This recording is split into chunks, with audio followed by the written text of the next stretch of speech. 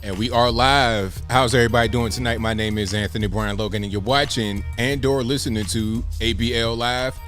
Thank y'all for joining me tonight. You could be almost anywhere in the world, but you're right here with me live on the show, and I appreciate y'all for that. We got a whole lot going on all over the internets, all over mainstream media, all over everywhere. The Rittenhouse trial, I suppose, is still going on. There's been quite a few things that I've been able to see as a result of the trial happening.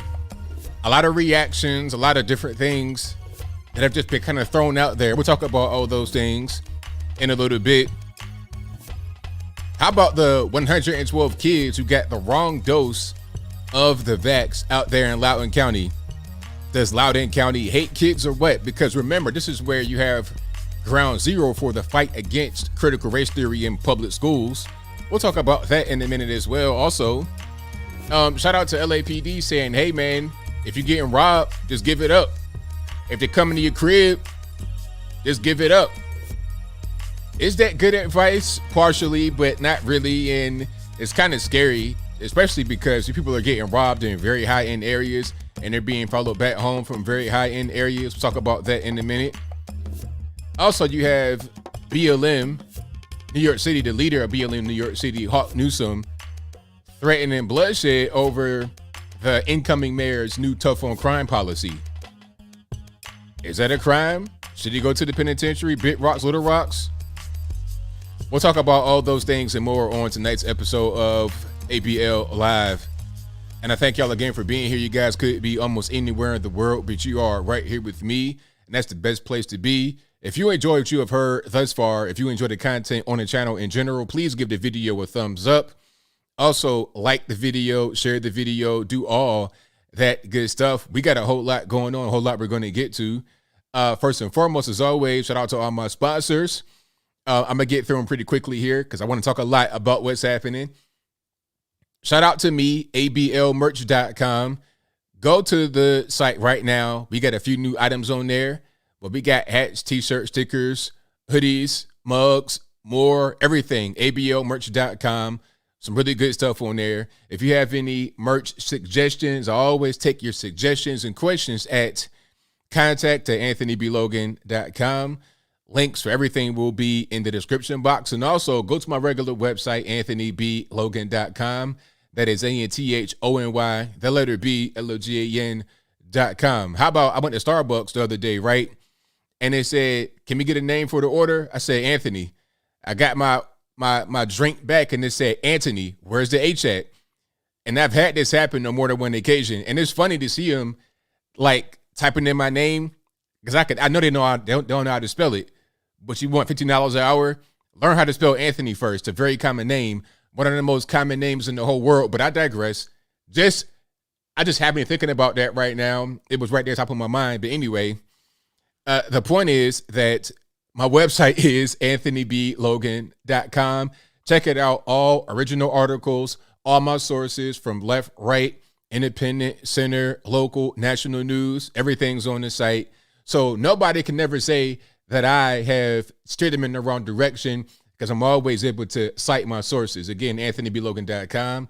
And of course, patriotpost.us for a greater source of news and information. Much more than what I write myself. You have my content on there, plus a bunch of others. Great website to go to, patriotpost.us. They can spell Anthony 1000% for sure. Also, go to bhedesigns.com to make these beautiful handmade wooden flags that are right behind me. You could get ones just like these or one of your very own, custom made, whatever it is, at bhedesigns.com. The links for everything will be in the description box below. So check it out whenever you get a chance. All right.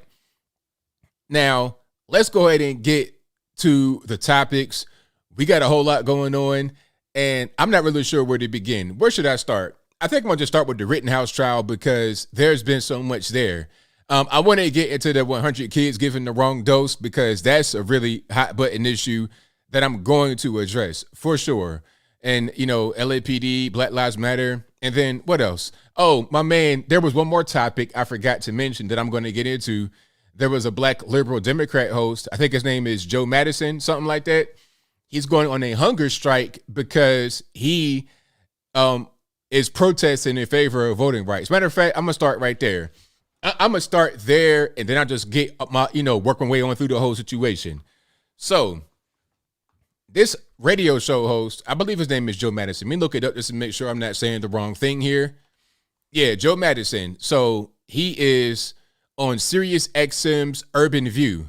I've never heard that show before. Maybe you guys have. Apparently, he's a pretty big deal, but I've never heard of him before. I think I may have seen him occasionally. I may have seen him in person at some of these events I go to, but I meet a lot of people, so I'm not really sure who he is, but apparently he is somebody. So this guy says he's going on a hunger strike until they can fix what's going on, right?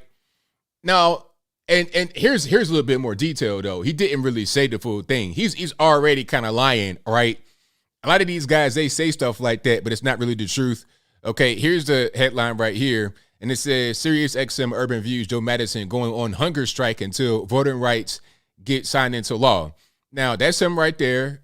Joe Madison, kind of an older guy, kind of boomer generation, maybe right around that age.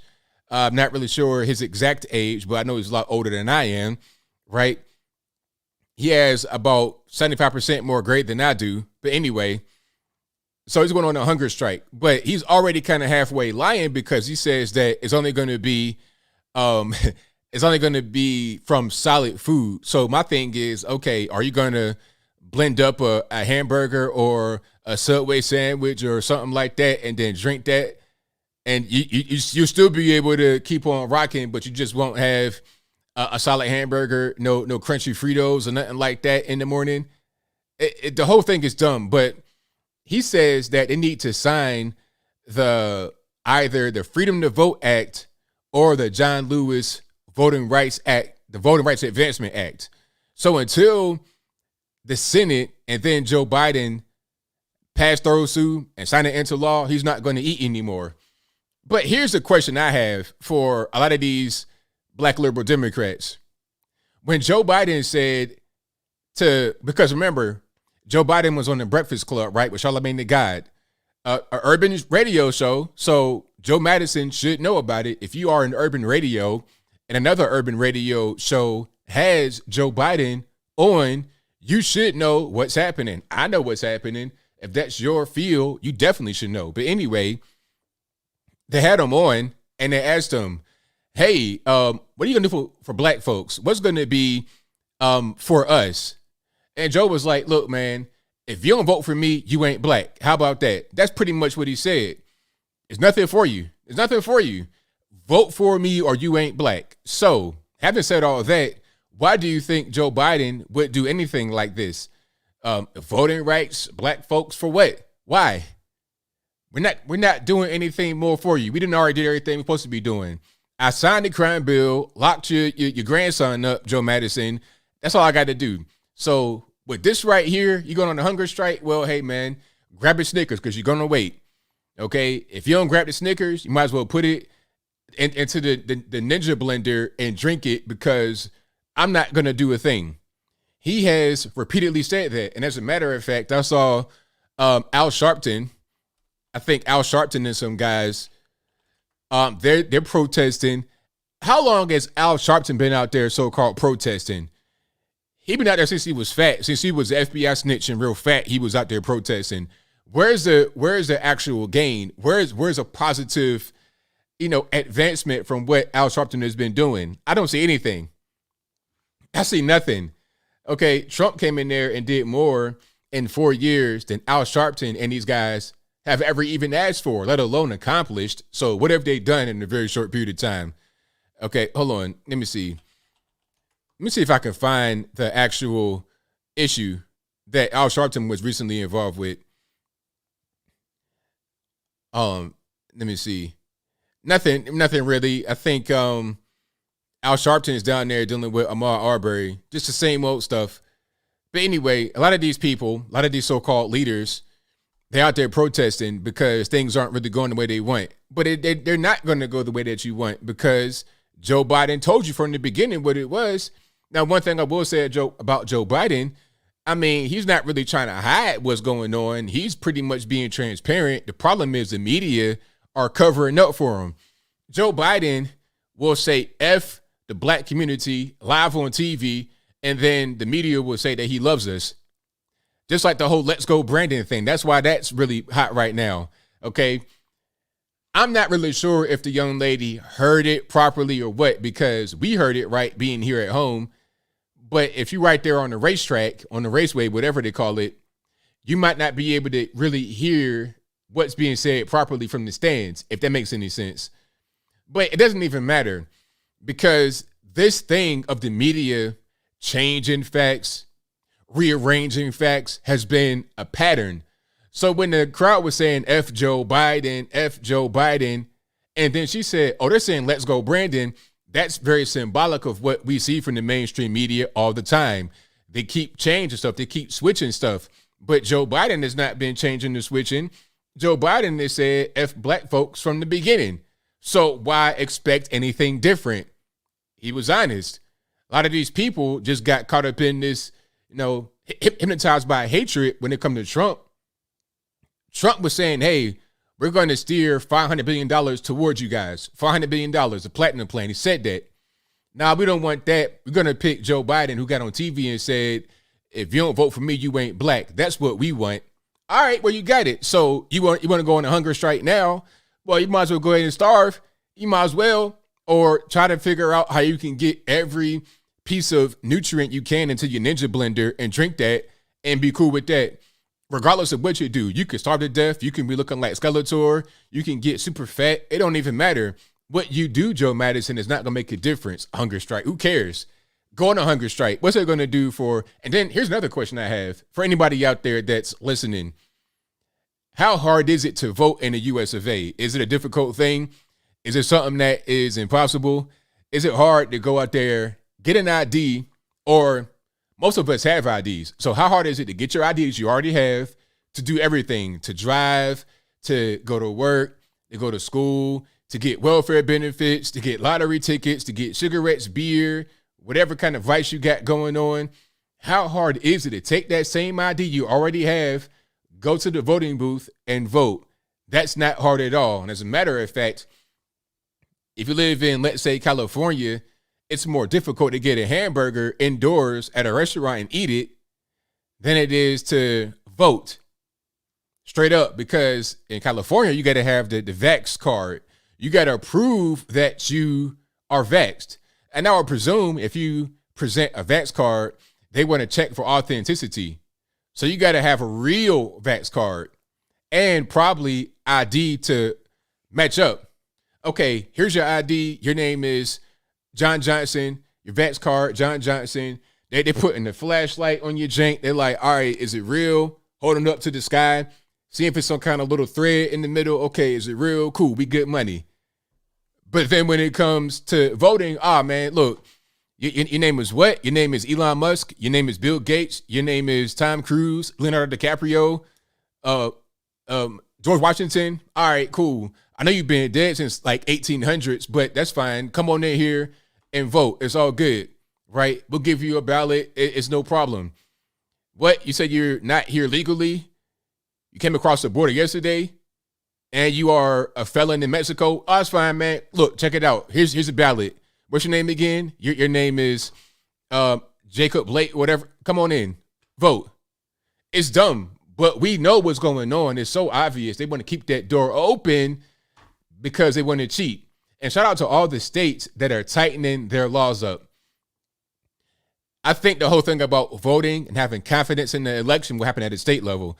On the federal level, they can't really do a lot. They won't do a lot from the federal level. It's going to take it up. It'll be each state has to do it. California, they don't want to do it. A lot of these left coast places, they don't want to do it. But when you come to a more conservative area, they're going to have your voting laws tighten up to make it more secure, but not difficult, regardless of what's going on. So I'm not really sure what this whole thing about a hunger strike is going to accomplish. You might lose a few pounds, Joe Madison. I'm not really sure what your risk is. Okay, you're about 70-something years old, right around that. So you got a high risk for the bug. So if you go on a hunger strike, that might do you some good. So you won't have them a few Christmas pounds on you, right? So you'd be less likely to go to the upper room from the virus. But anyway, I'll move on. Thank y'all again for being here. You guys are the best audience anywhere on the internet. And we got a whole lot more going on for sure. Yeah, so you think the Vax card, it had a chip in it? I wouldn't be surprised if the Vax card became like a credit card or something like that where they can scan it, chip it, all of that kind of stuff. Yeah, but I refuse. If I have to go somewhere and they say you got to produce a Vax card, I will never go. Period. I'll move away. I move out of the whole state if I had to. If it was like that, straight up, I refuse. It's just not happening. And you know, this whole thing with the Vax card, it happened so quickly, really. But a lot of us saw it coming because first it was, okay, you got to wear the mask. That's mandatory. Then it became, all right, well, since you said that mask is no problem and you had no problem with us mandating that, okay, let's mandate this. Get your vax, get your booster. The NBA, they're talking about getting all their players to get the booster because they know that the regular shot is going to wear off. So, okay, you got a vax mandate, but then you're going to have another mandate. It's going to be in perpetuity. It'll never stop. Like the flu shot. Okay, you can't just get one shot 1 year and be done with it and say I'm vaxxed. That's not how it works. It's going to be every year. They're going to rebrand the flu shot as the virus shot eventually. And speaking about flu shot, virus shot, and whatnot, let's talk about these 112 kids in Virginia. Now, this story is crazy because it happened in Loudoun County. Now, before I even get into it, I'm going to just tell you the general synopsis of what went down. So in Loudoun County, 112 kids between the ages of 5 and 11 were given the wrong dose of the vax. Okay, 112 kids at a pharmacy in Loudoun County. And we all know about Loudoun County. That is ground zero for the fight against critical race theory in public K through 12 schools. That's where the father had his, well, didn't have his. The father went to the school board meeting and was very irate, very upset, and got arrested. And then that video was used to sick the federales and the DOJ on parents, or they tried to. I'm not sure they're really going to do that, but they tried to. They say, hey, look at this irate parent. He's threatening people. He got arrested. He was bleeding and everything else. This is why we need to have the federales and the DOJ basically attacking the parents to keep them in line because they are a threat to the school board members and teachers.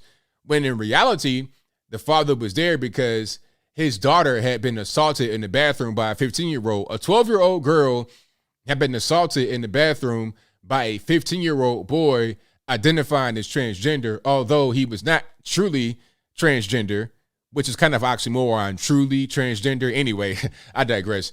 The mother said, hey, he is a boy and identifies as a boy, but all he wanted to do was attack girls, okay, and get gratification from that. So you have just a pervert, really. That's all it was. But he was allowed to be in that space because of the rules. This is all in Loudoun County, Virginia. Basically, the bedroom of Washington, D.C., the D.C. metro area. So here we go again with Loudoun County. 112 kids were given the wrong dose of the vax. Now, what happened?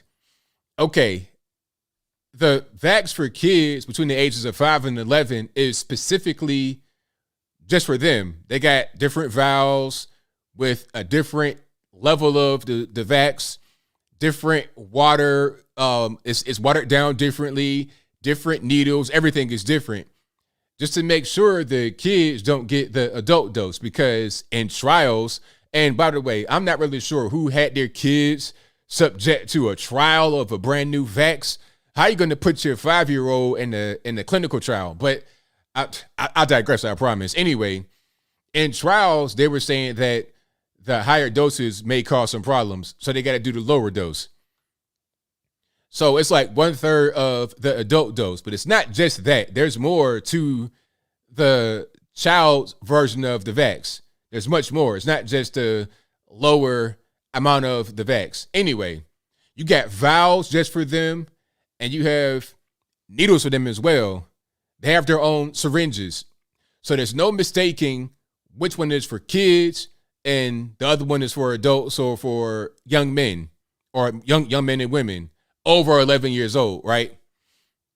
So what happened was the pharmacy ran out of the specific vaccines for the kids.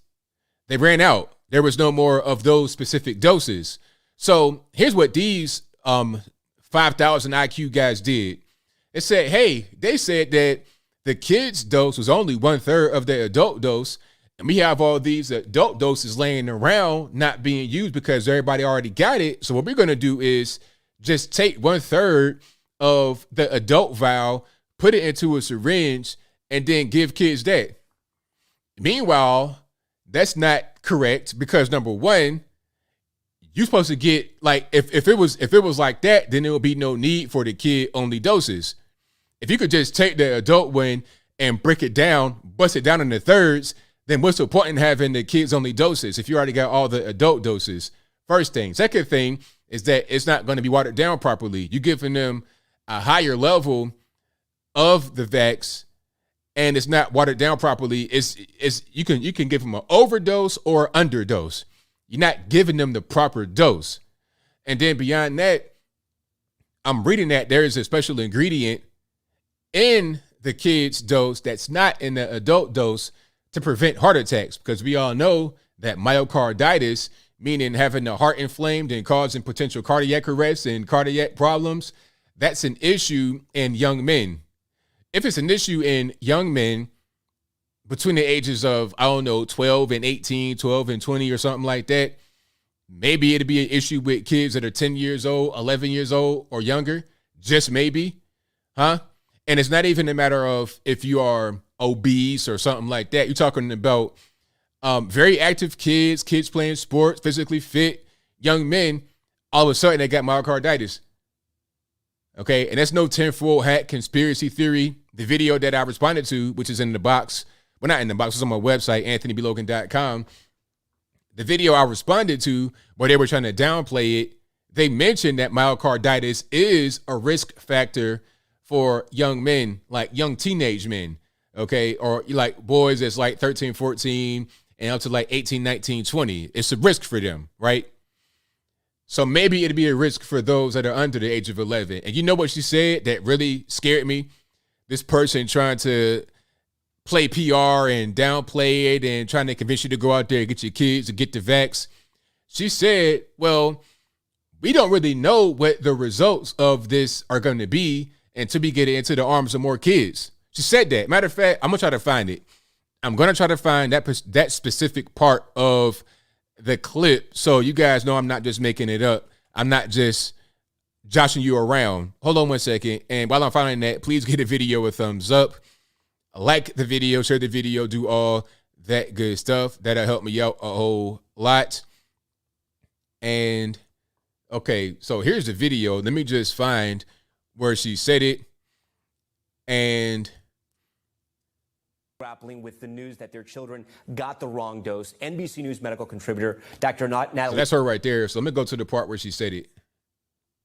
You know, the sore arm and a little bit of the vaccine reaction, they can get the same thing from the flu shot, right? This is your immune system responding. This is what you want to really see, technically.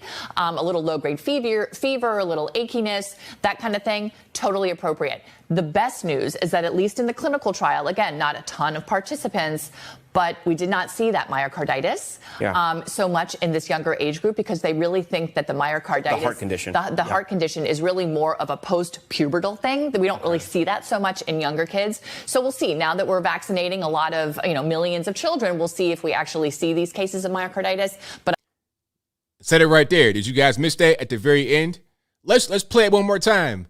Again, this is not me. Matter of fact, this video right here is from NBC News, okay, and YouTube curated it so they wanted us to see it. The ratio of dislikes to likes is horrendous. It has how many? It has 2,400 likes and 11,000 dislikes out of 500,000 views. Okay, but let's rewind right quick so you can hear that part. Group because they really think that the myocarditis, the heart condition, the heart condition is really more of a post-pubertal thing. That we don't really see that so much in younger kids. So we'll see. Now that we're vaccinating a lot of, millions of children, we'll see if we actually see these cases of myocarditis. But now that we're vaccinating millions of children, we'll see if we have all the cases of myocarditis. We'll see. We'll figure it out once we get all the kids vaxxed. So if you're taking your kids to the pharmacy, to the pharmacist to get the vax, you are making your child part of an experiment. She said it right there. I didn't say it. She said it. So if you two try to say, oh, you're spreading misinformation, well, y'all the ones that curated the video. Y'all the ones wanted me to see it. So if YouTube curates a video that they want me to see and I see something like that, how can they say that I'm spreading misinformation? I heard what I heard. Yeah, we're going to see. No, we'll see. And I said that from the beginning. This is why I'm not really a vax fan, because I knew it'd be like this. How can you really know what the effects are going to be before people start to get it? You have to test it out in the wild. You may have a clinical trial, but that's not really going to give you the full scope of what's going on. It won't give you a wide range of people, and it's just, you can't really learn a lot from that. And viruses can change, and there's long-term effects you can't really get in a very short period of time. So, I mean, it is what it is, man. Like, I'm cool. And again, we're talking about kids.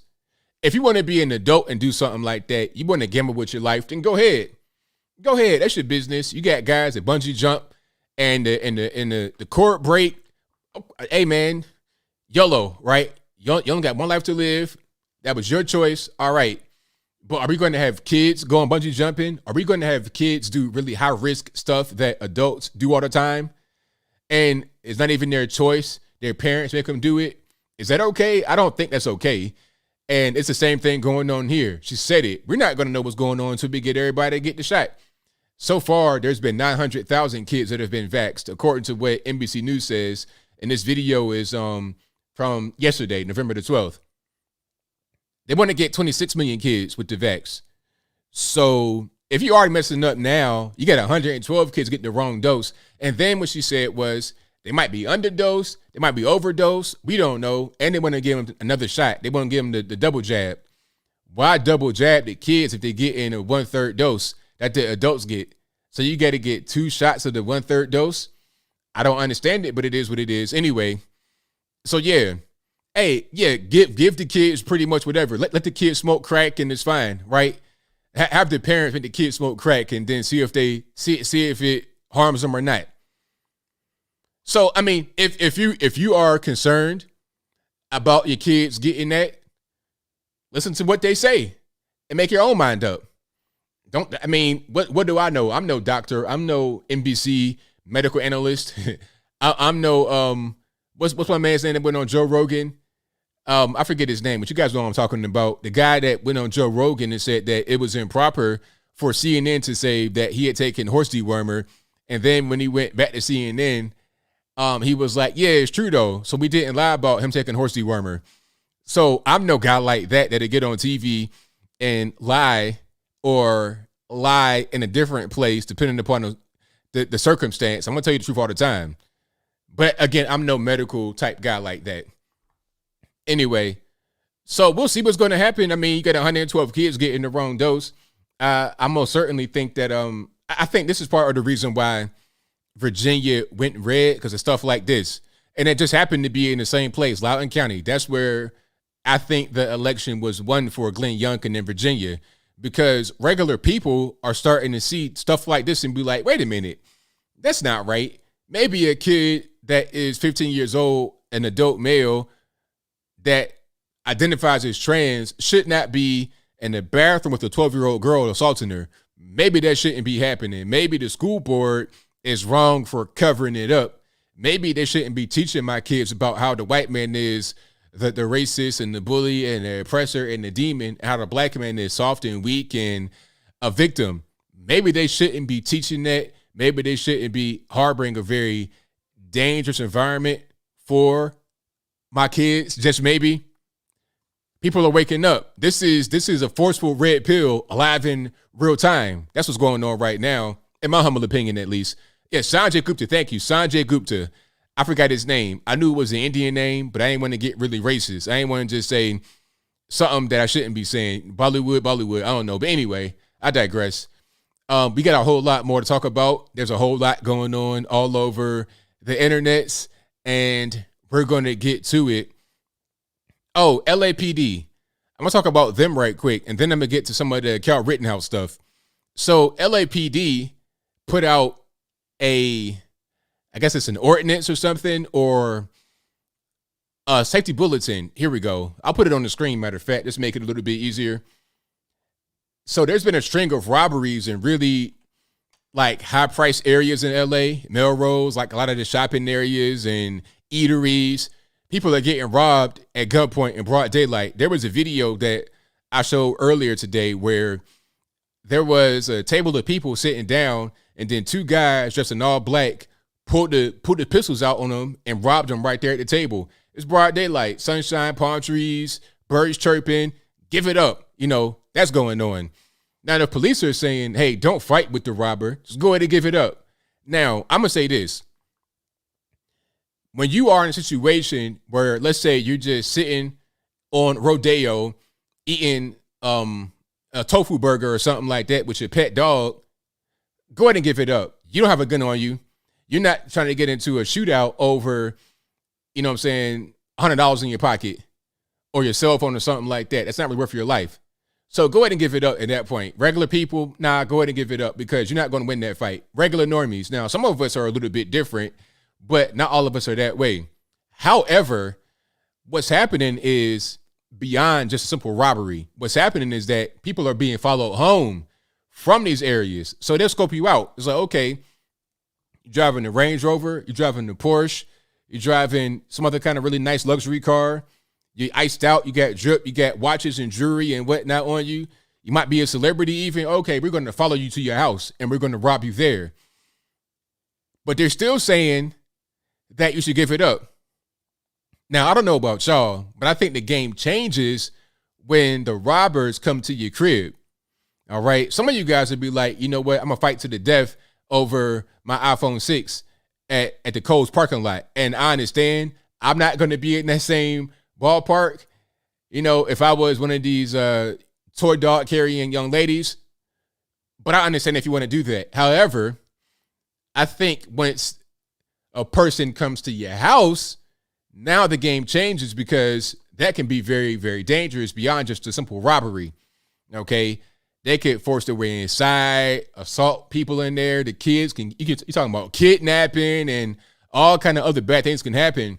What they should say in LA is you need to arm yourself in your home. You got to arm yourself. The former Detroit police chief said that back a few years ago, like 2014, because there had been a bunch of home invasions and stuff like that. And he was like, look, we can't be everywhere. Talking about the police. We cannot be everywhere. So you got to get armed. Arm yourself and be ready for the home invaders. And then there was a video that came out of a woman, right, of a woman who had been home invaded by like 3 or 4 of these guys out there in Detroit. And she came out with a rifle, big rifle. I don't know if it was an AR or what, with a big rifle, and started shooting and got the guys out of her house. That should be what the narrative is from LAPD. But unfortunately, California is a little bit weird when it comes to gun laws. I'm not really sure how hard it is to get a gun in California, but I know that they are restricted. 10-round magazines maximum, even on a rifle. I mean, those magazines look so pitiful. Like I said, it's like a cell phone. You got a small little cell phone. Okay, you got a cell phone on the bottom of your, it's like this, on the bottom of your rifle. No banana clip, nothing like that. You got a baby little 10 rounds on a rifle. Okay, I got 30 rounds. When I had my guns back in the day before the boating accident, I had 30 rounds in the mag. 10 rounds. If you have a handgun like a 9mm, that makes sense. Okay, because it's hard to conceal anything beyond 10 rounds for the most part. I mean, I've seen guys have handguns that have drum mags and extendo mags. You can't really put that in independence carry. That's not really going to work. So the 10-round mag makes sense for a handgun, but a rifle, no. And I'm going to need my 30 rounds on my rifle because there could be multiple guys coming into my crib trying to do a home invasion. Understand, a home invasion, a lot of times it's not just one person breaking in. That's usually like a dope fiend or something like that, trying to find some quick money. But a lot of times when people are targeted, there's a whole team of guys. So I got to be able to set up a nice little area where I can shield myself and be able to kind of do some plinking, right? That's what I got to do. And I might need more than 10 rounds of my mag to accomplish that. But in California, you can't do that legally. You can do it, but is it legal? You might catch a gun charge for defending yourself, and you don't want to go about it that way. So, yeah, California is a weird place, but that should be what the thing is. Thank you for the tea. We lit. California is a weird place like that, and that's part of the reason why LAPD is talking about just give it up, even when they come to your crib. If you're outside just on Rodeo, you got your toy dog, you got, you full of Botox, lips are about the size of a Goodyear blimp each. Okay, go ahead. But at your crib, no, you need to be able to get trained and get properly armed. But I think the laws in the state are just kind of against you. And then beyond that, the police have kind of been defunded, or there's a movement to defund the police in LA. Some of you guys may be in Los Angeles or in California. How are the gun laws? Are you able to have a gun? Are you able to defend yourself properly or not? I mean, but anyway, so the police said this. Matter of fact, I have the bulletin. Oh, getting back, I forgot what I was saying. Getting back to the whole defund the police thing. There's a movement to defund the police, and I think there has been some defunding. And a lot of the people who are affected by this will be the main ones that'll go out there and say defund the police. Prime example, Alyssa Milano. Remember her talking about defund the police and ACAB, all this, that, and the third, all on TikTok protesting, Black Lives Matter. But then when there was a young boy, a teenage young man on a property shooting squirrels, then it became, hey, call the police, call the fire, call the paramedics, call Judge Dredd, RoboCop, everybody, get all the 90s action heroes, get the 1987 versus, get to Eddie versus Sylvester Stallone, get everybody, get the K9 unit, get the whole team up here to defend me and my property against this young guy out here with an airsoft gun shooting squirrels. That's what it became. So here's some of the safety thing. And a lot of this is kind of like common sense. Be aware of your surroundings. Don't wear a whole lot of jewelry, et cetera, et cetera. Hold on. Let me see if I can do this right here.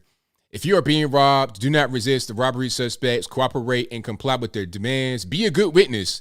And what I saw on one of these local news shows, they were like, hey, after you get robbed, jot down a description of them. Jot down like what they had on and stuff. It's like, is that what you're going to be doing after you get robbed? Is it going to be like a business transaction? You could just jot down what they had on. Is that what it's going to be?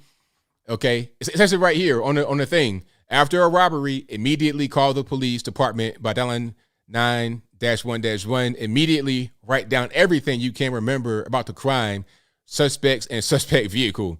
Do not chase or follow the robbery suspect out of your place of business or home. Leave the location of the suspect to the police. Oh my gosh. So it's crazy. It's crazy, man. California, it's a mess. I hear a lot of good things about California, about living there, but I also don't. I hear about how it's a dump and people want to leave. They want to go, and that's usually what happens, right?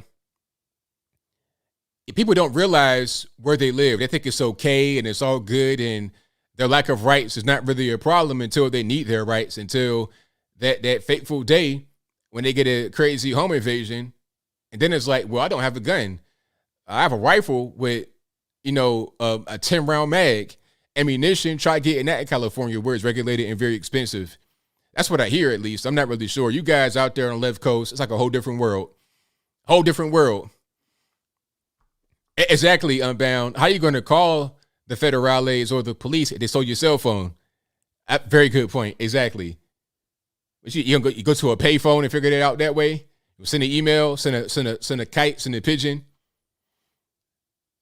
But yeah, I think what's happening is that a lot of these cities are seeing the effects of the police being defunded and or understaffing.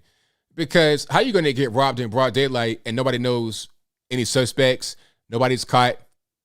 And then they say, okay, Do not chase them out of your home or your business. Leave it up to us. We're going to catch them. But if they can't catch somebody that robs you in broad daylight in front of everybody, in front of cameras, how they going to catch a person when they come to your crib? And you might live in up in the hill somewhere. How they going to catch them? I mean, riddle me that. But anyway, I digress. So yeah, if you're living out there in LA, man, be careful. I would say if you are a true conservative and you living in a place like that, it's time to go. It's time to go, man. Like out here in Tennessee, you don't have no problems with that. Constitutional carry, I can get my rifle, 30 rounds. If I had any guns, which I don't have any guns anymore, because again, boating accident, it was tragic. Everybody was crying. It was a mess. But if I had my rifle, 30 rounds, and if you want to come into my crib, you're going to be, it's like we're playing paintball, basically. But I digress. You guys are the best audience on the internet. Please give the video a thumbs up if you have not done so already. And if you are not subscribed to the channel, please do that as well. I most certainly appreciate you. And what else we got going on? We got a whole lot happening. Oh, speaking about dystopian futures in crazy cities and things falling apart and the police being defunded and stuff like that. How about New York City, Black Lives Matter threatening bloodshed if the new mayor follows through with his tough on crime policy? Did you guys see that? I'm going to try to find that particular clip because that whole thing was crazy. It really was, but at the same time, not really surprising at all. Here we go. Matter of fact, this is Hawk Newsome. Now, I had praised Hawk Newsome recently because he was out there protesting against the vax mandate. I'm like, okay, great, Black Lives Matter. You guys are normally always wrong. I don't support you guys in what you do. But that right there, that was a good thing that you did. Keep up the good work. But here he is yet again going the opposite direction. And I said in that video that guys like this is kind of like bipolar. One day they'll say a good thing, and then they'll go back to the negative ways the very next day. It's like pick one way and stick with it. Get that one foot out of the gutter. Put both feet on a righteous path, and you'll be all right. But unfortunately, this guy can't do that. So here is the clip in question. And the caption of the video says, BLM leaders in New York promised riots, quote unquote, and bloodshed, quote unquote, if Mayor-elect Eric Adams reactivates the NYPD's anti-crime unit. Look for the media to try and spin this as peacefully protesting again. Exactly. And the video sources the Media Research Center, and that's MRC. Let's check it out. Get a little bit of sound. If they think that they're going to go back to the old ways of policing, then we're going to take to the streets again. There will be riots, there will be fire, and there will be bloodshed. So there's okay, let's run that back. And I'm not really sure what he has on, like this necklace right here. I'm not really sure what that is.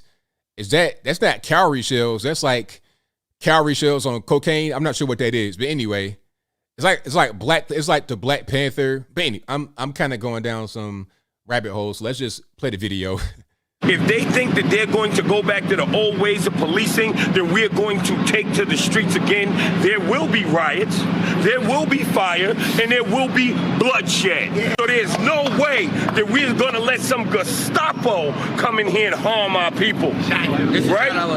We pray for peace, but Black Opportunities prepares for the worst.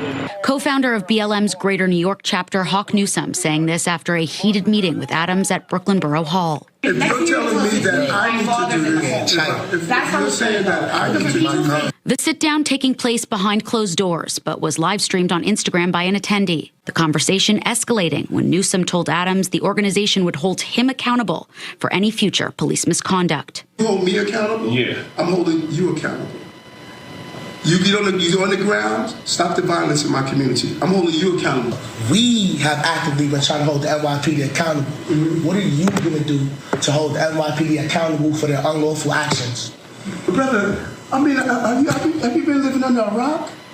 So, okay, this kind of goes on. They're having this behind closed doors meeting, although it's streamed on Instagram and everybody can see it. And I'm watching it right now, so it must not be that behind closed doors. But anyway, that's Eric Adams, the mayor-elect, speaking to Hawk Newsome and some other guy, some activist guy about NYPD and what they do.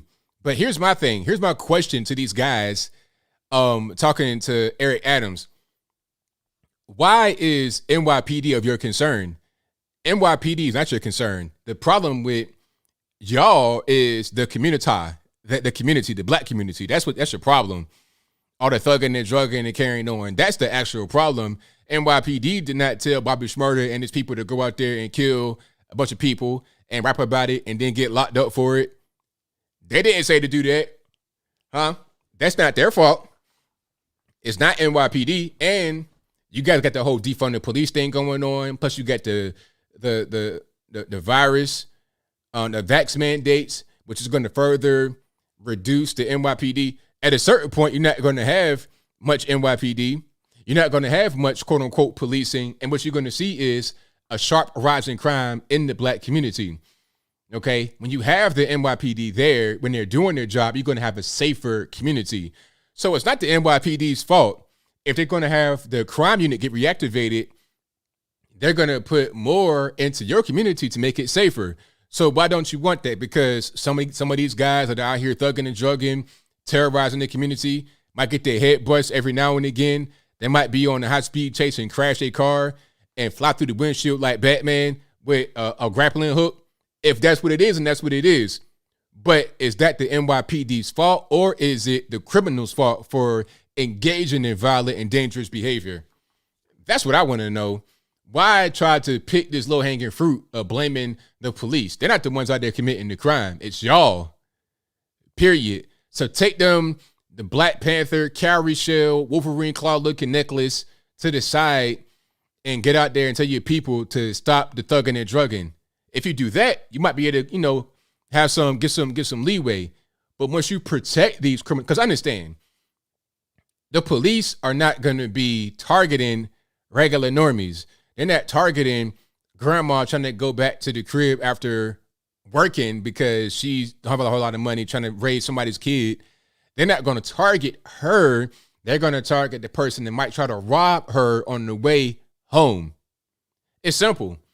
So shout out to Eric Adams for trying to do something. I'm not sure if he's going to actually follow through with the whole the crime unit thing and reducing the crime, but that's needed in New York City. The crime is rising. A lot of you guys tell me that. A lot of you guys live in New York or by New York. You got family out there. You know it's rising. Defund the police retiring. You need more of a crackdown on crime. Giuliani did that back, what was that, in the 90s, 80s or whatever. And it worked. It really did work. And they're trying to go backward. De Blasio stealing money. Where's that money at? His wife had like $1 billion almost and lost it. Where is that at? Anybody know where that money went? How do you lose $800 million or whatever kind of amount that was? Matter of fact, hold on. I'm going to try to find that right quick. Bill de Blasio's wife lost money. Oh, here it is. You thought I made it up? Where has this money gone? So it's not quite $1 billion, not quite 900 million, but 850. How do you lose $850 million? Oh, I don't know where it's at.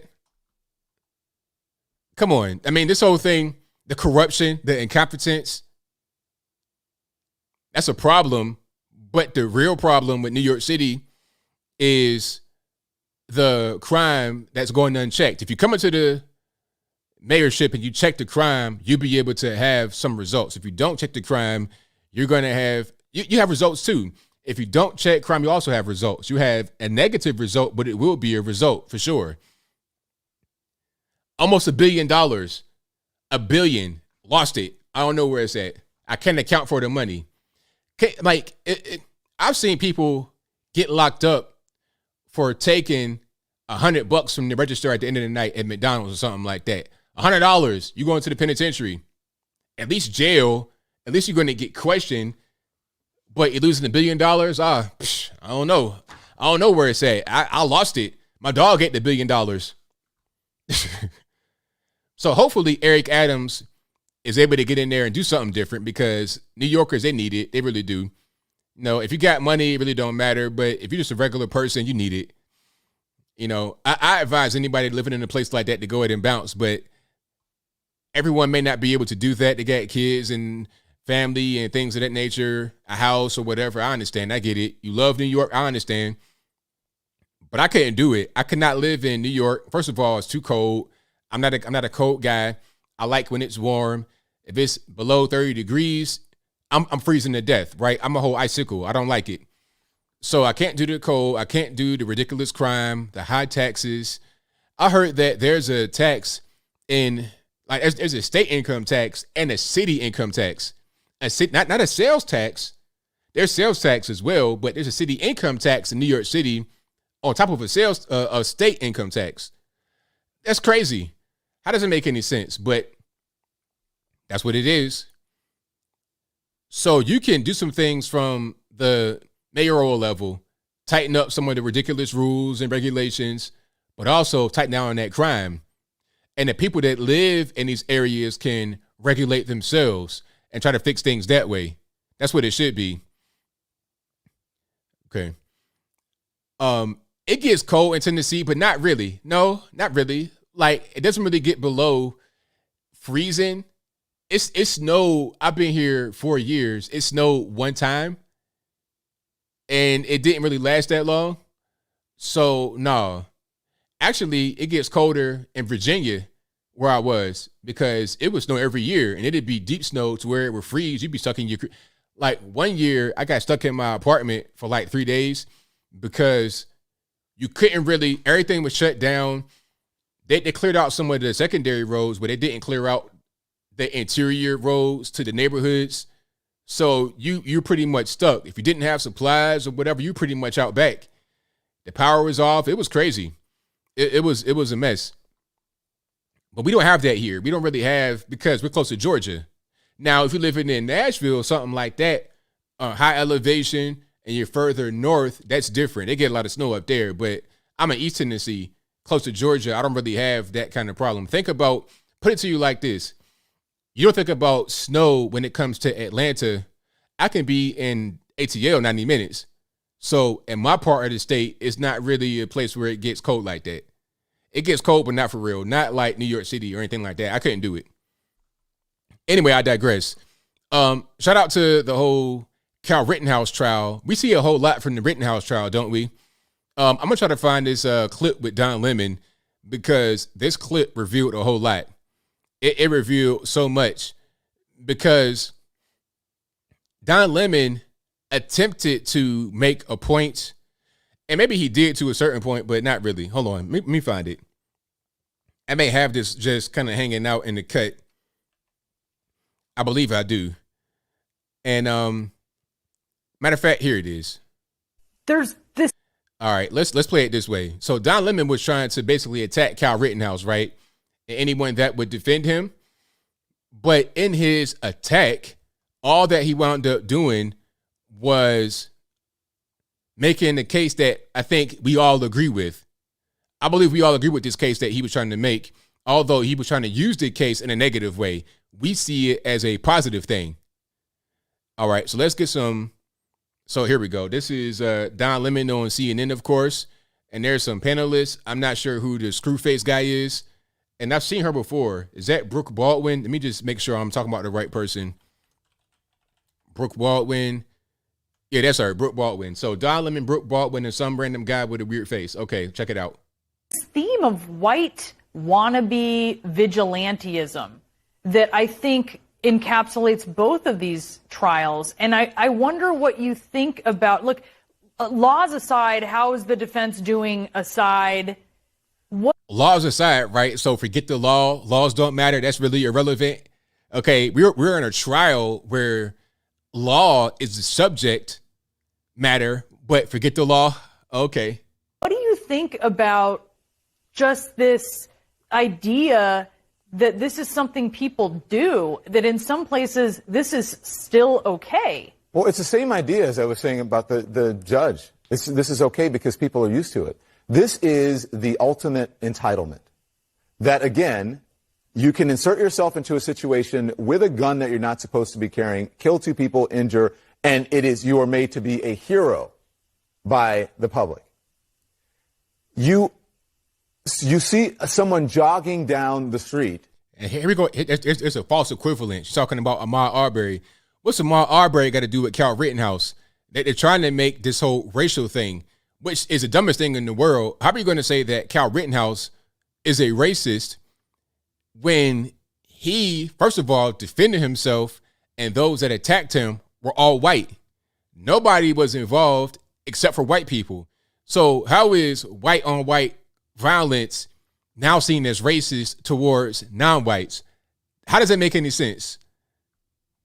And you take it into your hands. You think it's your responsibility to stop that person when you're not even sure if they are committing a crime because what? It is your street. It is your town. It is your country. It is the ultimate degree of entitlement when people believe that this is how they're supposed to be. What the right is saying about Kyle Rittenhouse is that, well, the government didn't do its job, so it took a 17-year-old kid to come in and do what was right. That's vigilantism. But is it wrong, though? Is it wrong, though? Because check it out. What was happening at that time was the police were stretched thin. You got riots happening all over the place. If you call the police, they're not going to show up. The police are busy dealing with bigger things. You have societal breakdown. You have civil unrest. What are you going to do when that happens? You can't just call the police and be like, hey, come get me. Come, rescue my cat. Come put this fire out at this church. They're not going to be able to come do that. So if they can't come, what you going to do? Just be a victim?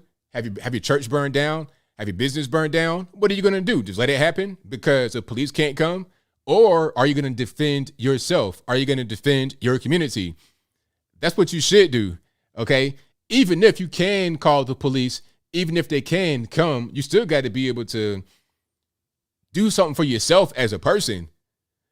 Like if you see a fire happening, you can't just let the fire rage out of control when you can stop it. Put the fire out. And if you're having a hard time, call the police at that point. Or I'll put it to you like this. If you see a fire, or here's a better example. If you see a car wreck, right? You see a bad car wreck and you're right by it. Somebody's in there, they're injured. And you can stop to help get them out or whatever. Now, call the police right quick because you might not be able to help them. So in the meantime, in between time, when they come, before they come, you could be trying to help this person get out because time is of the essence. They may not have a minute or 2 minutes or 5 minutes. They may need you right at that moment.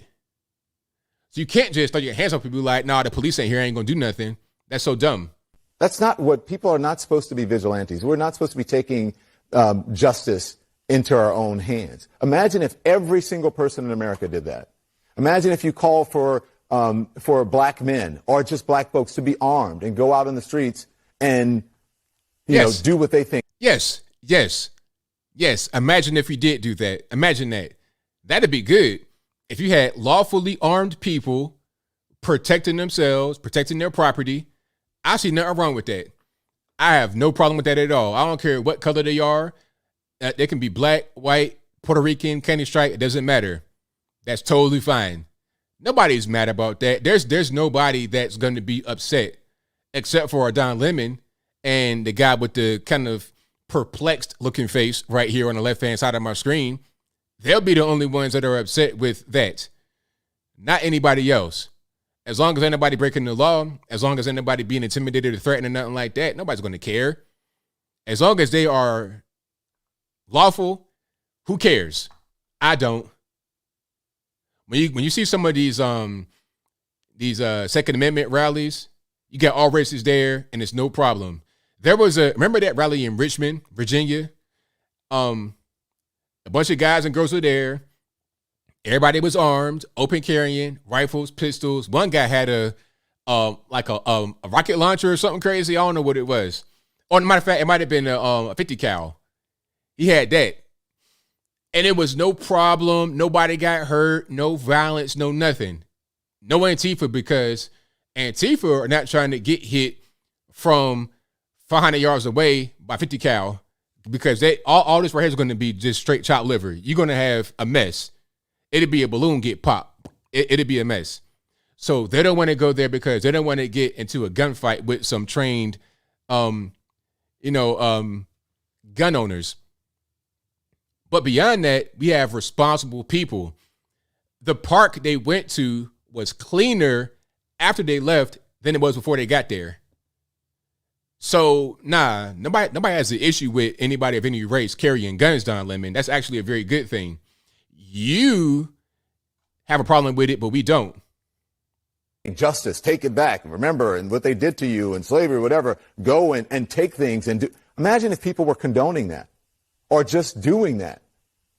Would there be a different perception in this country about who should and who shouldn't carry guns? Would our gun laws be different? I certainly think so. So there is a double standard, but it is the ultimate degree of entitlement. This is what I'm supposed to do because this belongs to me, meaning this street, this town, and this country. And I think it's tough for people to hear that, but it is the absolute truth. I don't walk. But what's wrong with that, though? Like, if you live in a place, if you are a homeowner or whatever it is, you live in a place, why is that a bad thing to think? Why is that a bad thing to say? Why is that a bad thing to do? It's not bad. It's your duty, your obligation. So I don't see what the problem is. Down the street saying, this is I pay taxes here and therefore no. If I see someone breaking the law, I call the cops. Oh, okay. That's what they're there for. It's supposed to be about law and order. This isn't about law and order. This is about unlawful conduct and disorder. Okay, so that's Don Lemon, ladies and gentlemen. So he says that this ain't really your country. That's what he says, really. But this is most certainly your country. If you are here legally, you're a citizen. This is your country. The same as it is my country. There's no greater or worse level of ownership. If you're here, you're a citizen, it's yours. You pay taxes, it's yours. It's simple. Ain't nothing else to it. But see, guys like Don Lemon don't believe in that. They don't believe in the ownership part of it. That's why they say that you can be an illegal alien and come over here and be the same as a lawful citizen. No, that's not how it works. If you want to come over here, do it the right way, become a citizen, then it's yours. But if you don't do the proper and legal thing, it's not yours. You're just visiting. You're a tourist, but you got to go back. You ain't going to be here working and living and getting in-state tuition. No, go back. That's how it's got to be. But I'll move on. So shout out to you guys for being here. You guys are the best audience. Fantastic. Oh, and LeBron mocking Kyle Rittenhouse. One thing I got to ask, LeBron was mocking Kyle Rittenhouse, talking about, oh, he's not really crying. He took some lemon heads, whatever that means. Do you cry from lemon heads? I'm not really sure. But anyway, my thing is this. Why are there so many pro-blacks concerned about people like Kyle Rittenhouse? What does it got to do with pro-blacks at all? What does it got to do with black people at all? Again, Kyle Rittenhouse was attacked by and shot white people. So what's that got to do with black people or anybody else if it's a racial thing? How can this be a racial thing? I think what the issue is that the media are making it be that way. You just saw it right there on CNN. Don Lemon said, oh, it's like Ahmaud Arbery. No, it's not. Totally different. There's no race involved. There's no racial question. It wasn't like somebody trying to scope a house out to rob it. I mean, a whole different story. You're talking about somebody being chased down and attacked for no real reason, and then they had to defend themselves versus somebody that was, if they thought he committed a crime or he was trying to steal, and then they ran him down, and then they got into a confrontation. Now, those guys might get locked up depending upon what angle they go with as far as the lawyers. That's pretty much a toss-up in my opinion. That's like toss a coin. We'll see how it goes. But Kyle Rittenhouse is open and shuts up defense. It should be the same thing for anybody else in that situation. I don't care what color you are. That's the way it should be. But they want to put race into it, I think, because there was a BLM protest, quote unquote, happening right there at that same time. So then they want to say Kyle Rittenhouse crossed state lines. Have you heard that enough or not? I'm going to say it one more time. I know you've heard it about 45 times. I'll tell it to you one more time. He crossed state lines. The dumbest thing in the world. Kyle Rittenhouse went from Antioch to Kenosha. Matter of fact, he was already in Kenosha working. But where he lived in Antioch is like 20 minutes from his house, maybe. Probably not even that long. It's in the same area. It's like going from Manhattan to Harlem, not even that far. It's like right there. It's the same place. And it's funny how the left talk about borders all the time. They say borders don't really mean anything. Borders erase all borders. We're all one people. But then when it comes to the border of Illinois and Wisconsin, that's like a steel wall you can't cross. And if you cross it, then you need to get a death penalty. They change their narrative whenever it fits them. Okay. As far as the border, they'll say that the border is a problem. I got a crane flying here. It's going to have to die pretty soon. Hold on.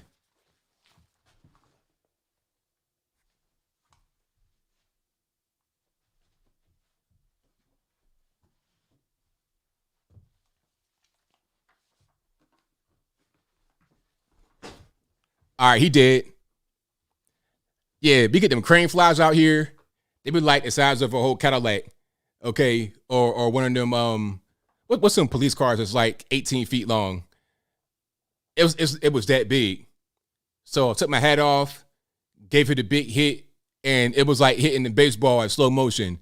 Imagine getting an underhand pitch. I'm like Pedro Martinez, boom, knocking it out. So, yeah, he did. Anyway, I forgot what I was saying, so I'm going to just go ahead and get to the supers. I'm going to get to the phone calls in a minute. The number to call is 434-658-1220. Again, 434-658-1220.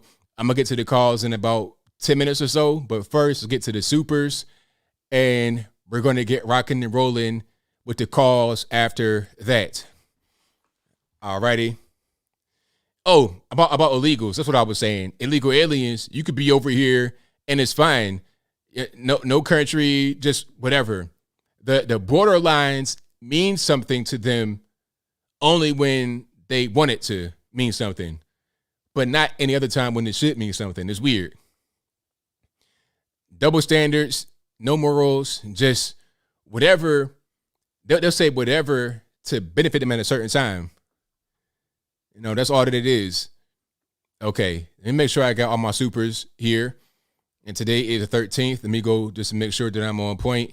And we're going to get rocking after that. Okay, so where we at here? So shout out to, hold on. Shout out to Bryce Clump, who says Biden's paradise is America's, I'm not sure what that is. It's like fire emojis. So America's hell, basically. Okay. You said that twice as well. Thank you for that. Thank you to Apple, who says, love the I digress at. Is it a hot seller? ABL merch. It's doing pretty well. Everything's doing pretty well. Thank y'all for buying everything on ABL merch. You guys are really fantastic. Thank y'all again. Couldn't do it without y'all. Noah Garcia says, ABL, can you thank yourself for a moment for all your hard work, please? Well, I'll take it from you. Thank you for that. Apple says, love your deep, detailed analysis of the Rittenberg trial. What's his name? Rittenhouse. Thank you for that. Appreciate it. Shout out to Omar Ortiz, who says, hey, ABL, just wanted to thank you for what you're doing. Used to be on the super left, but slowly over time, my views have changed. With every video I watch, the left is just crazy at this point. Thank you, man. I appreciate you. You know what? I get that a lot. I get that a whole lot because regular normies that were on the left, when they see what's happening with the left nowadays, they can't really rock with it. Matter of fact, I have a video, and this might be a little bit triggering, but it's not anything visually gross, but it's just what he's saying is gross. Okay, I put it to you like that. So trigger warning, be warned. And I have a story to kind of tell with it. So let me find this. Okay. So if you follow me on Twitter, you probably already seen this, but I'm going to show it to you guys here on YouTube. Now, I went to ODU for 1 year back in 06 and 07.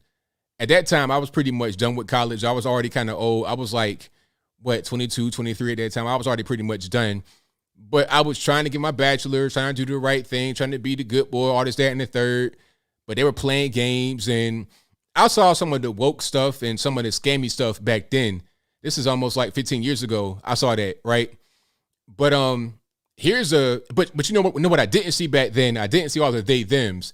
I didn't see all these people confused about what kind of gender they are. I did not see that back then. I did see some woke stuff, like the art teachers that denied me entry into my art class. I'm still mad about that, but they did me a solid by not letting me continue my education because, quite frankly, I was done. I didn't need them anymore. But I saw some of the woke stuff back then, but now the woke stuff is on 1500. So here is the video in question. Matter of fact, let me put it over here. And so much for that. And so you guys can get context. This person's name is, hold on, Alan Walker. Pronouns they, them. This is a man that now identifies as something else, okay? The caption says, this non-binary assistant professor at ODU is trying to normalize the term minor attracted persons. So much for that question. I use the term minor attracted person or MAP in the title and throughout the book for multiple reasons.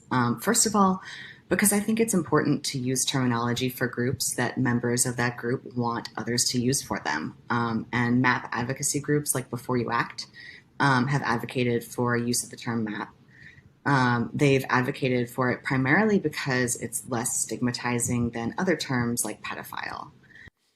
That's enough. You get the picture. Matter of fact, this person might be a biological woman. I'll see him kind of more. This might be a woman. Regardless of what's going on, they, them, zeers, them, that is the end game, okay?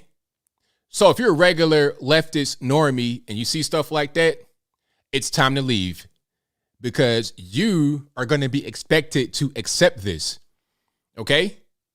So when people see stuff like that, when they see that, they're like, okay, you know what? I'm not going to be on the left anymore. I'm going to come to your side because you guys are more sane.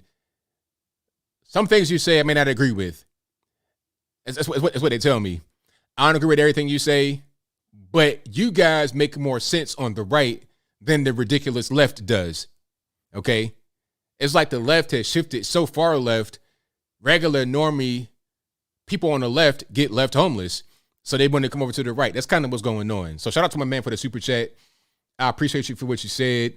But yeah, stuff like that will make you go the other way. Okay, it really will. And it's not even funny, but I'll move on.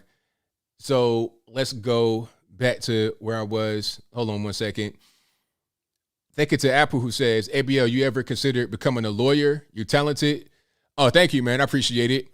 But I never had that intention of becoming a lawyer or anything like that. I feel like that's not really my wave. But I guess I could. But that was never a thought of mine. I was always real creative. I didn't really want to be a lawyer. Hold on. Apu says, God bless January 6th, Mega Patriots in DC jail in solitary. Shout out to Detzloff @Man Carey who says, hashtag keep fighting, build a get home bag. Remember that hashtag 917 is coming, and there are 4 lights. Trench, rats unite. I got bored. Hashtag free Kyle. Free Kyle all day. And you know, I said free Kyle on Facebook, which I hate still, but I try to engage in Facebook, but it's to the point where I'm just pretty much done. But anyway, I said free Kyle, and they instantly banned me for like 7 days. So I got a 7-day ban. I appealed it and I beat it, but still. Why would you ban me for saying free cow? Why would there be an automatic or manual offense to say free cow? I didn't say nothing about he did the right thing. He took out the trash, put that fool in the dirt, put him where he belongs. I didn't say nothing like that. I think that way, but I didn't say that. All I said was 2 words, free cow, 7-day ban. It's so dumb, but it is what it is. Do I come back to Virginia for a visit? I've not been back in a little while, but I intend on going back to Virginia for a visit for sure. 100%. It's just been so weird because of all this virus stuff and the lockdowns, but I think now it's getting back to normal in Virginia. Hopefully. I'm not really trying to wear a mask everywhere I go. I'm just not really trying to do it. Hold on. Apu says, God bless James O'Keefe. FBI raided and confiscated his phone. FBI leaked details to New York Times, who then published confidential information. FBI, New York Times, bad. Yeah, that was crazy. They published information on New York Times, just put it out there. Like, is that even legal? I'm not really sure. Noah Garcia says, remember when the White House tweeted the 16-cent savings for July 4th? That didn't age too well. No, it didn't. It did not age well at all. Not in the least bit, because that number has most certainly gone up. It's gone way up. And why would they even tweet that? 16-cent saving? That's not going to get you. What are you going to get with 16 cents? Tell me that. You can't get anything for 16 cents.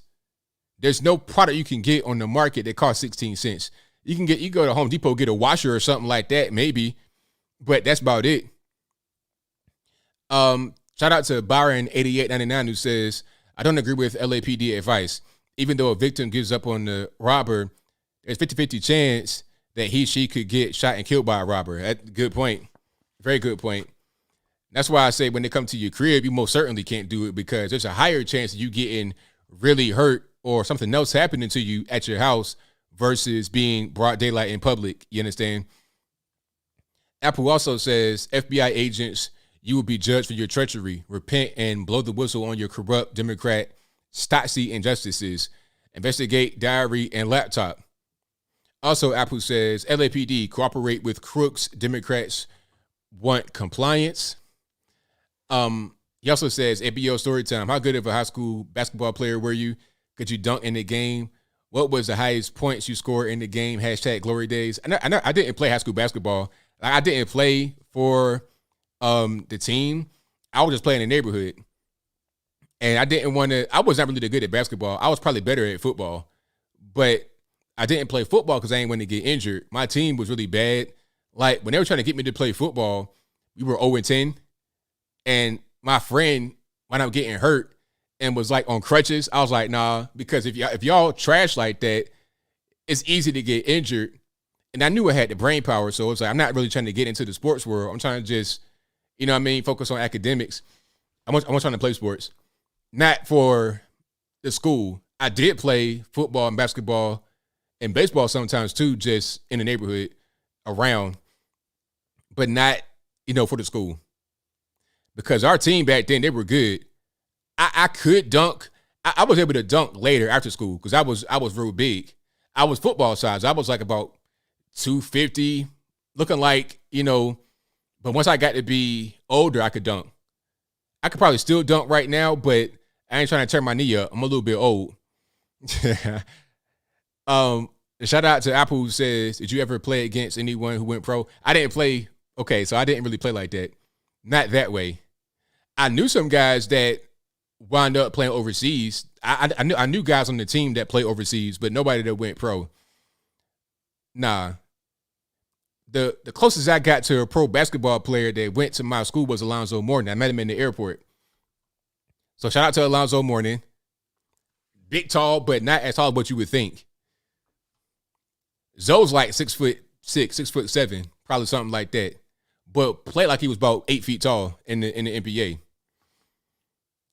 Apple says, did you think Biden believes in his own phony baloney?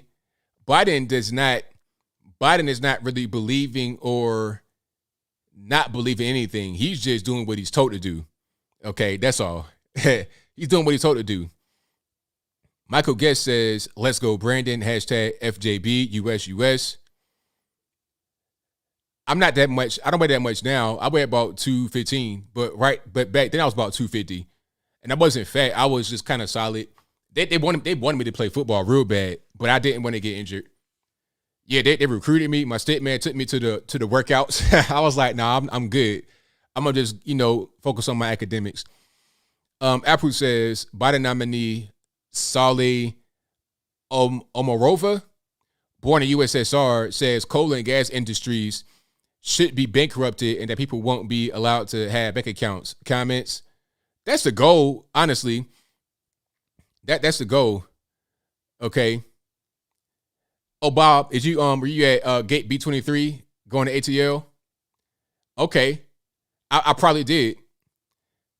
So shout out to you for being at ATL. Yeah, Antara Moody, Indian River. That's right. The Braves. What you know about River, Antara? But I saw that about the Biden nominee, Saleh Omarova. The ultimate goal is to raise gas prices so high to where you can't drive your car. How you going to drive if the gas costs $8 a gallon? If you got money, if you're rich, then you could do it. But if you're just a regular person, how are you going to be able to go just drive for leisure purposes? They want to purposely make it too expensive to use fossil fuel. But what's going to happen is the electricity will also be expensive. How are you going to get electricity if you're not, you see what I'm saying? It's going to be a mess. They're trying to do some communist stuff here, but it's not going to work the same way it didn't work in USSR. Okay, when the food starts to be, when the food starts to be a problem, then people will realize this is not working very well.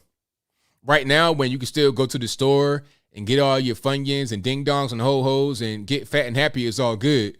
But once that food starts to go out, it's going to be a problem. Remember when they had that whole food stamp problem, the EBT card issue, where the EBT card did not work for like 5 hours? It was almost a riot.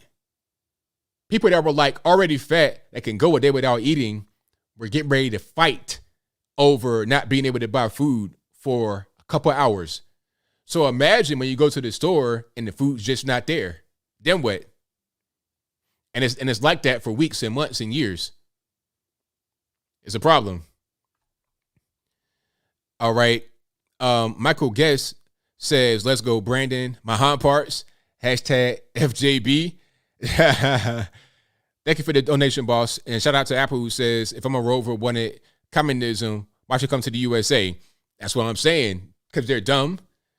Or agents sent by someone else, China. Anyway, Damian Ramey says, you need to run for office somewhere, ABL. Your campaign would be too easy. I think we all agree. Keep it up. Thank you for that. I get that all the time. I might need to do that. And I always say that I might need to do it. But if I keep hearing it over and over, I'm going to eventually do it. That's probably my destiny. I can't really escape it, I suppose. Shout out to Apple, who says, Kiss gotta thunder Gene Simmons pro-vax. Sad. Yeah, that's unfortunate. I'm not really sure why he's pro-vax. Didn't he bite the head off a bat on stage? Why are you pro-vax? You're not worried about no disease. You bit the head on the bat, sir. Was that him that did that? Hold on. But was it Gene Simmons or Ozzy Osbourne? Who bit the bat? Hold on. No, it was Ozzy. Pardon me. It was not Gene Simmons. It was Ozzy. Okay. I'm sorry. I was wrong about that. If Ozzy comes out and says, take the vax, then I'm like, sir, you literally bit a bat on stage. You bit the head off a bat on stage. You are the last person to tell me about getting the vax.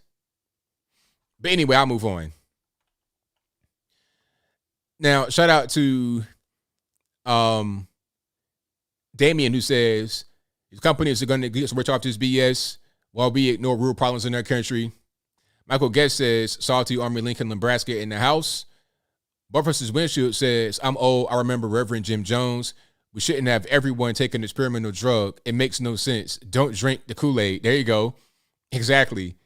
Think of the Damian Ramey, who says, it's like saying, let's take heroin and see what happens. Exactly. Let's take this dangerous thing. We know it's dangerous, but it might not be as bad as what we say. That's kind of what's going on. Thank you to Lily J for your donation. Thank you to Roman Tech, who says, hello, keep it up. Great work. Thank you for that. The Brooklyn Way says, this is for the Bollywood joke because I howled. Thank you for that. I appreciate you. Shout out to Tyrannius, who says, imagine Trump calling a black man a Negro, be a liberal media for a month. Exactly. When he said my African American, they still talk about that right now. He said that like in 2016. They brought that man back 5 years later talking about, oh, he ruined my life. He damaged my life. 5 years, they brought that man back years later. But when Biden says the great Negro, oh, that's fine. Ain't no problem. I'm not saying it is a problem. I'm just saying the media will react differently depending upon who says a certain thing. Thank you to Handmaid, who says illegals flying to Jacksonville, Florida is disturbing, especially the recently alleged number murdered by illegal alien from Honduras. Can this be stopped? I'm not sure, because I think it's the federales doing it, so I'm not really sure how the states can stop it. Terrania says, roll up to my house trying to rob me and getting my air gun out. Lost my good stuff in a tragic hiking accident. Fell off a cliff. I know how that is. You know, no more good stuff. It's all gone. All I got right now is a paintball gun. That's it. Low caliber, low pressure paintball gun. Thank you to Bryce Clump, who says, no more coddling criminals. There you go. Thank you to Pete Sangria, who says, Rittenhouse defending himself as he should. The media reviled. Darius Sessom shot a 5-year-old boy in the head. The media smiled. Very sad. Thank you to Ricky Lee for your donation. Thank you to A Long Story Short, who says, when can we call in? In a minute. I'm going to get to the calls in a minute. I will let you know when the lines are open, so y'all hang tight. Thank you to Angel, who says, hey, ABL, if you're being robbed at gunpoint, your best chance of survival is not looking at the robber's face. Witnesses get shot. Exactly. Yeah. Thank you to Zen Christopher,ian, who says, YouTube froze you at $8.97. You should have had 1 million 2 weeks ago. The subs have been frozen for a month. Go ABL. Hey, it happens every now and again. They'll freeze me, and then it'll just explode. So I'm just here. I'm just doing my thing, keeping the fire burning. Thank you to Moza, who says, here's to quit off de Blasio's bill due. Thank you for that. Thank you to IWD for being an ABL superstar for the past 6 months. Or, pardon me, for being a new member, but also 6-month member before. So he probably upgraded. Thank you to Buck versus Windshield, who says, Washington Governor Jay Inslee lost well over $100 million to Nigerian scammers. Crank this stuff up. So Jay Inslee got scammed by Nigerians, really? How are you a governor getting scammed by Nigerians? Mr. Inslee, I am a prince from Nigeria, and I'm here to give you some money, but you have to take my money first. I have to deposit the check. You give me the check and put it in your account and cash it and give me money back, and I will remit the rest of the money once you give me all of the money. Okay, don't worry about who I am. Okay, my name is Olabode Asanamon. I'm a prince from Nigeria, Ibu State. Please give me that money. You got scammed like that, Jay Inslee, for real? I mean, come on, man. Stop. And you know what? You know what that says to me? If you get scammed by Nigerians as a governor, you probably were trying to do some corrupt stuff. You probably were trying to be corrupt, but you're so dumb, you just got scammed instead. That's crazy. Wait a minute. Did he really get scammed? Hold on. Stop playing. Wait a minute. Wait just 1 minute. I'm gonna research this. Wow. Okay, that was back in was that 2020? And this is on Seattle Times. How missed red flags helped Nigerian fraud ring. Scattered canary bilk Washington's unemployment system amid coronavirus chaos. That's wild. Anyway, Angel Rivera says, hey, ABL, John Kosinich, Democrat of New Jersey, misplaced or lost $2 billion of state funds by 2008. Democrats are corrupt. 100%. You got to be, at a certain point, just taking the money. You can't just lose $2 billion. You're robbing the money. You're embezzling money if you stole that, if you just lost that much. Buck versus Windshield says, was Don Lemon talking about Ahmaud case or BLM? I am confused. Ahmaud Arbery, Black Lives Matter, Kyle Rittenhouse, all that in one. Although they're not related at all, it don't matter. Thank you to DK Records for your donation. Thank you to K Quo, who says, love your streams, but these people on live are on a completely different place, playing the safe, privileged reality. Okay. Call in. You talk about it. Thank you to Queen of Hearts for your donation. Thank you to Terranius, who says, where is Don Lemon's white man? At the crib, taking care of the dogs. They're dog dads. That's what they're doing. Anyway, shout out to Ohio Gaming, who says, you know me. I just enjoy the content. Respect. Thank you. Thank you to Rhonda Williams for your donation. Thank you to Michael Guest, who says, Salty Armor Lincoln, Nebraska in the house. #FJB. Shout out to Hold on. Steffi B, who says, can I get an I digress? We're all thirsty. There you go. You got it. Cheers to you. All right. Boom. Thank you to Sapphire Elf, who says, good day, ABL from the bunker down under. Beer funds. Yeah, shout out to Oz. Shout out to all you guys down there. Thank you to Lone Star, who says, the problem with communism is that the wealthy people making the decisions are not the ones that suffer. It's the normies. Listening to those people in Biden's administration, you can see that they don't have to worry. Exactly. Thank you to Broadcast MIT, who says, need more mods tonight. A few creeps in here. It happens. We do need more mods, don't we? Shout out to Matthew, who says, study, increases in the virus are unrelated to the levels of vaccination across 68 countries and 2,947 counties in the United States. And I think that is all the supers. We're going to get to the calls. The number to call is 434-658-1220. Again, 434-658-1220. If Skype does not work properly, it's not my fault. Blame the white man. Y'all know how it goes. But let's get to it. There's also an email in the description box if you want to get in through Skype. You can be right here in the bottom left-hand corner of the screen talking about some things that are kind of related to what we're talking about tonight. So let's go ahead and get into it. All right, Matt, what's going on? Hey, ABL. Yeah, thanks for reading that that study post that I put in there. Oh, no problem. Yeah, there's a scatter plot in that study it's pretty indicative of the vaccines having zero effect. It was done by Harvard and Stanford. They basically boiled it down to a graph that anybody can understand. Right. I just wanted to call in real quick and talk about James Comey and Vladimir Putin and how these court systems and investigations are kind of really incredibly political. A lot of people don't realize that, when they hate Putin, and he was the KGB, and we've got our own security agencies that are tooled against just the country in general. They practically run the country as is. So they're in charge of the criminal justice system, federal investigations. They're plotting attacks. They're doing those sort of things. Like who put the pipe bombs, for example, at the DNC and RNC headquarters in Washington, D.C.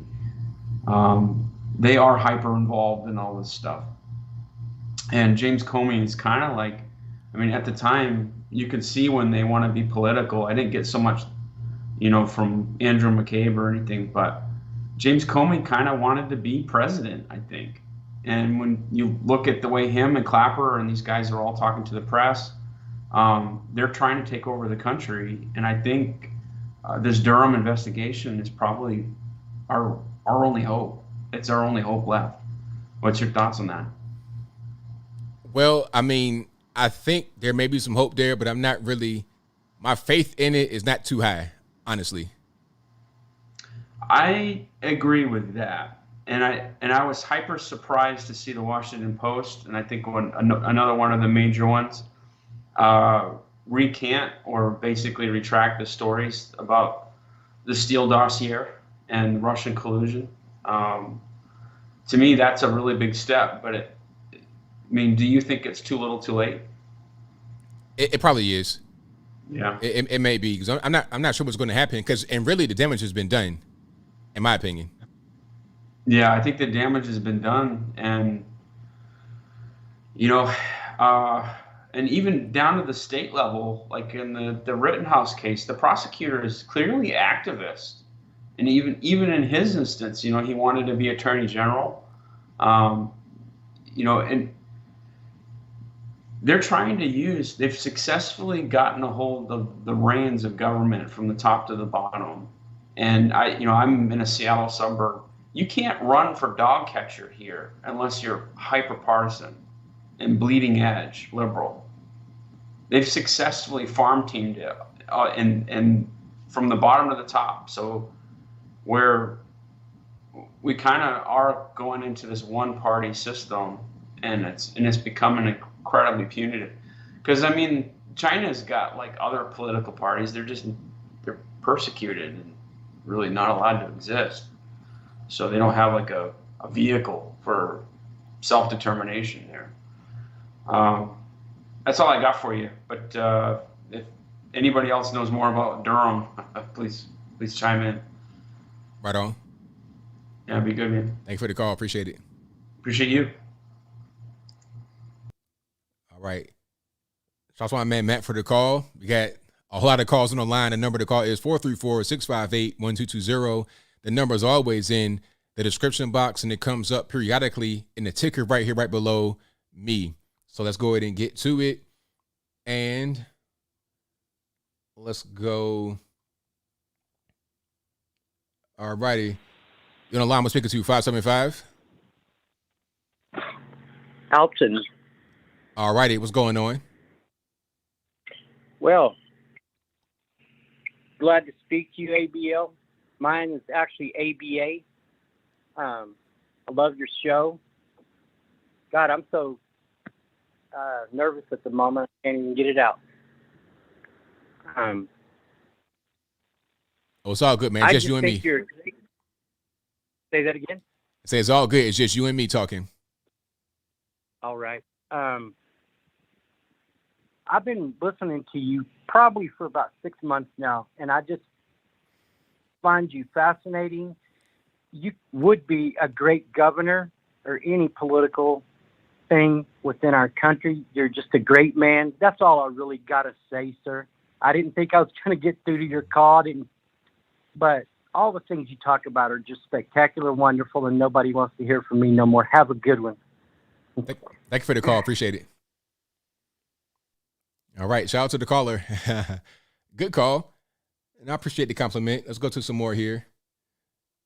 And the phone lines are blowing up. Let's go 254. You're on the line. Who am I speaking to? Yes, sir. My name is Daniel Garcia. I'm a 15-year Army vet. And I just want to say with the whole Kyle Rittenhouse case, everybody's screaming racist this, racist that. And there's no iota or proof that he is racist. But you had the shooting in El Paso, is where I'm from, where Patrick Crucius came down here and killed 23 people, but the left is completely silent, like haven't heard anything for 2 years about it. And it's just frustrating, Right, I'm with you. But it's just the hypocrisy of the left trying to, shine a light on something that's not true, and is just, we see past all the BS that they try to put on the forefront. Yeah, that's how they do. They but it's all just to push their particular narrative, whatever they think, whatever they're trying to push as important, or they're trying to defame a certain kind of person or certain people. They push stories that go for that and not anything else. It's like this whole thing about Kyle Rittenhouse. It's not really about him necessarily. It's about white people and conservatives. They're trying to link all that together and say, hey, here's an example of how you guys are violent and racist and everything else. And they want to use that to indict everyone else. So it's really pitiful what they do, but they've at this point shown a pattern of behavior that we can't really ignore. Right. Absolutely, I agree. I just want to say I'm a big fan, and I got to go and take care of the house. But you have a good night. I'll be watching on YouTube, and have a great night, everybody on stream. Thank you for the call, man. Appreciate you. Yes, sir. All right. Let's go 7-0. These calls are coming in so fast and furious. All right. 425, you're on the line. Who am I speaking to? Hey, ABL, I can't believe I got through. Yes, sir, you're on. Who am I speaking to? My name is Andre. I'm out here in Seattle, Washington, or in the area of Seattle, Washington. All righty. What's going on? So, wow, this is crazy. I can't believe I got on, but I guess I'd like to touch down on this recent thing that Mr. Lemonhead said on CNN about the whole, the thing about taking things into your own hands and being vigilantes and stuff like that. Well, what about, the whole BLM crowd, they're taking stuff into their own hands. Exactly. That's right. And then the thing about it is, a lot of these same people, when they condemn Kyle Rittenhouse for taking things to his own hands and just doing what he thought he had to do, they condemned him, but then they congratulated those who were chasing him because they said, oh, that's an active shooter, and they're trying to apprehend him. So it's okay at that point to not call the police and do things on your own. But it's not okay, on the other hand, to defend yourself.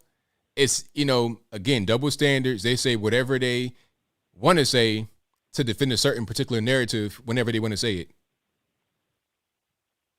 Absolutely. And I don't know, it's kind of crazy to listen to people like Don Lemon, talking about the Ford dewormer.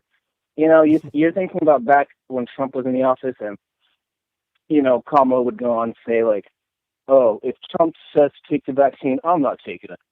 But now they're in the office, and they're like, everyone needs to get vaccinated. So, the hypocrisy never ends with these guys. So I just thought to bring that up, and, that's all I really got to say right now. Thank you for the call, man. Definitely appreciate you. Yeah, thank you so much, man. Have a good night. Motoko says, ABL, watch Putin wokeness, crime on humanity. I saw that. I thought about doing a video on it. I still may do a video on that because that's kind of an evergreen topic. It's crazy when you got to have Vladimir Putin lecture the West about the wokeness destroying their culture. That's crazy, but what he said was all facts. I mean, you can't really deny what he was saying. I may do a video about that. I may do a reaction video to that particular thing.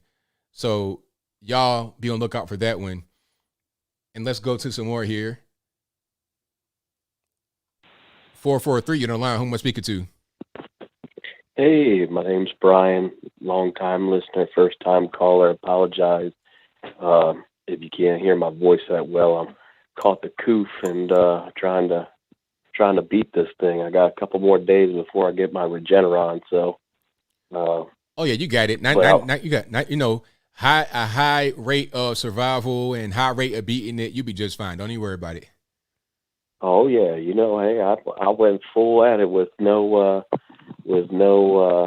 vaccination, and I'm gonna beat it. I'm gonna get that natural immunity is what I'm hoping. But just to kind of piggyback on what one of the other callers was talking about before, going back to John Durham investigation, I feel like if all the things that we assume, that's going on with Joe Biden being corrupt and all the things that went on with him, under previous administration, then all the other things that we have going on with, the revelations from the John Durham investigation.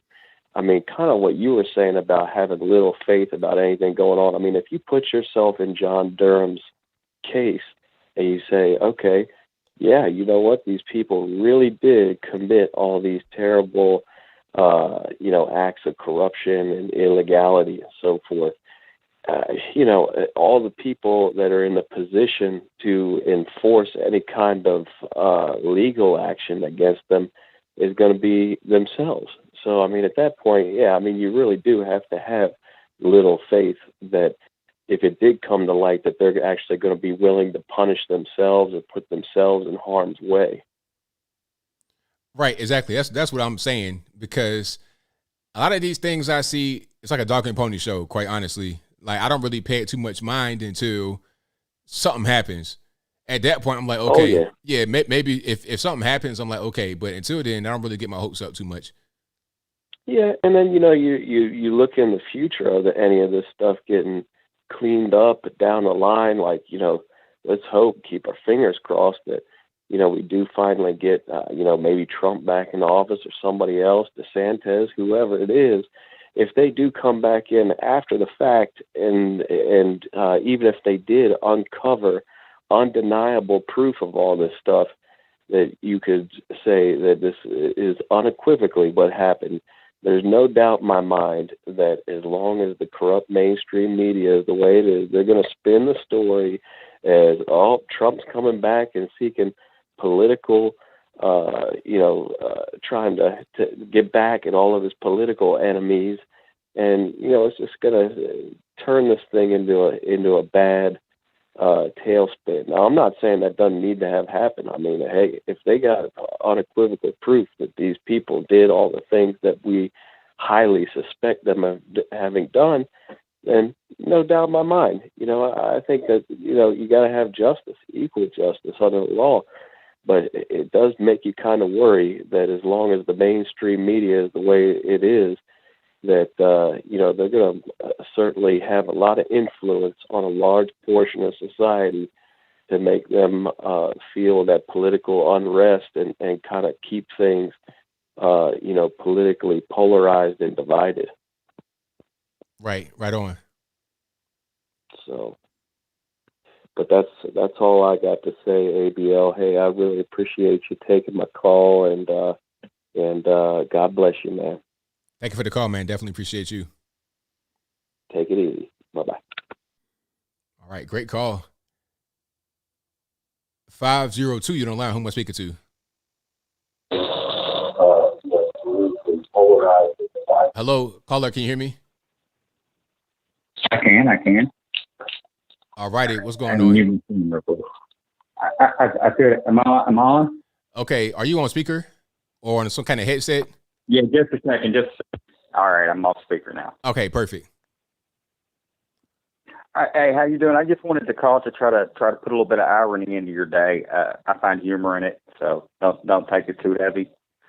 I'm a January 6th defendant. Right now, I was completely peaceful the whole time I was there. I did walk right into my open doors. But so ever since, I live in Kentucky. So first off, they arrested me like February 22nd, a month and a half after the fact. They only held me for like 4 hours. They took me to like a rural county here in Kentucky where their detention center is. They were super kind to me, let me out. But ever since they've let me out, right, they give me this public pretender. And ever since they've let me out, right, they offer me a plea bargain like at that first hearing. And I turned it down. It was for unauthorized parading. They're actually charging me with 2 counts violent entry and 2 counts unauthorized entry. But they offer me an unauthorized parading plea bargain. And so ever since I've turned it down, they'll keep postponing my court case every 2 months. And they won't let me enter a status hearing, right? Because as soon as they let me enter that not guilty hearing, they have to give me access to discovery. So they just keep pushing it back. Well, I had court 2 days ago, 3 or 4 days ago, last Tuesday. I've been working a lot. Last Tuesday, and they postponed it yet again. The same way they postponed it every time, mind you. I'll finally be able to get a hold of my public pretender about 30 minutes before the Zoom court hearing, and that's when he'll tell me, oh, they're postponing it for 2 months. The first couple times it was just indefinitely. They didn't even have a date, and like they got back to me 2 weeks later with a date.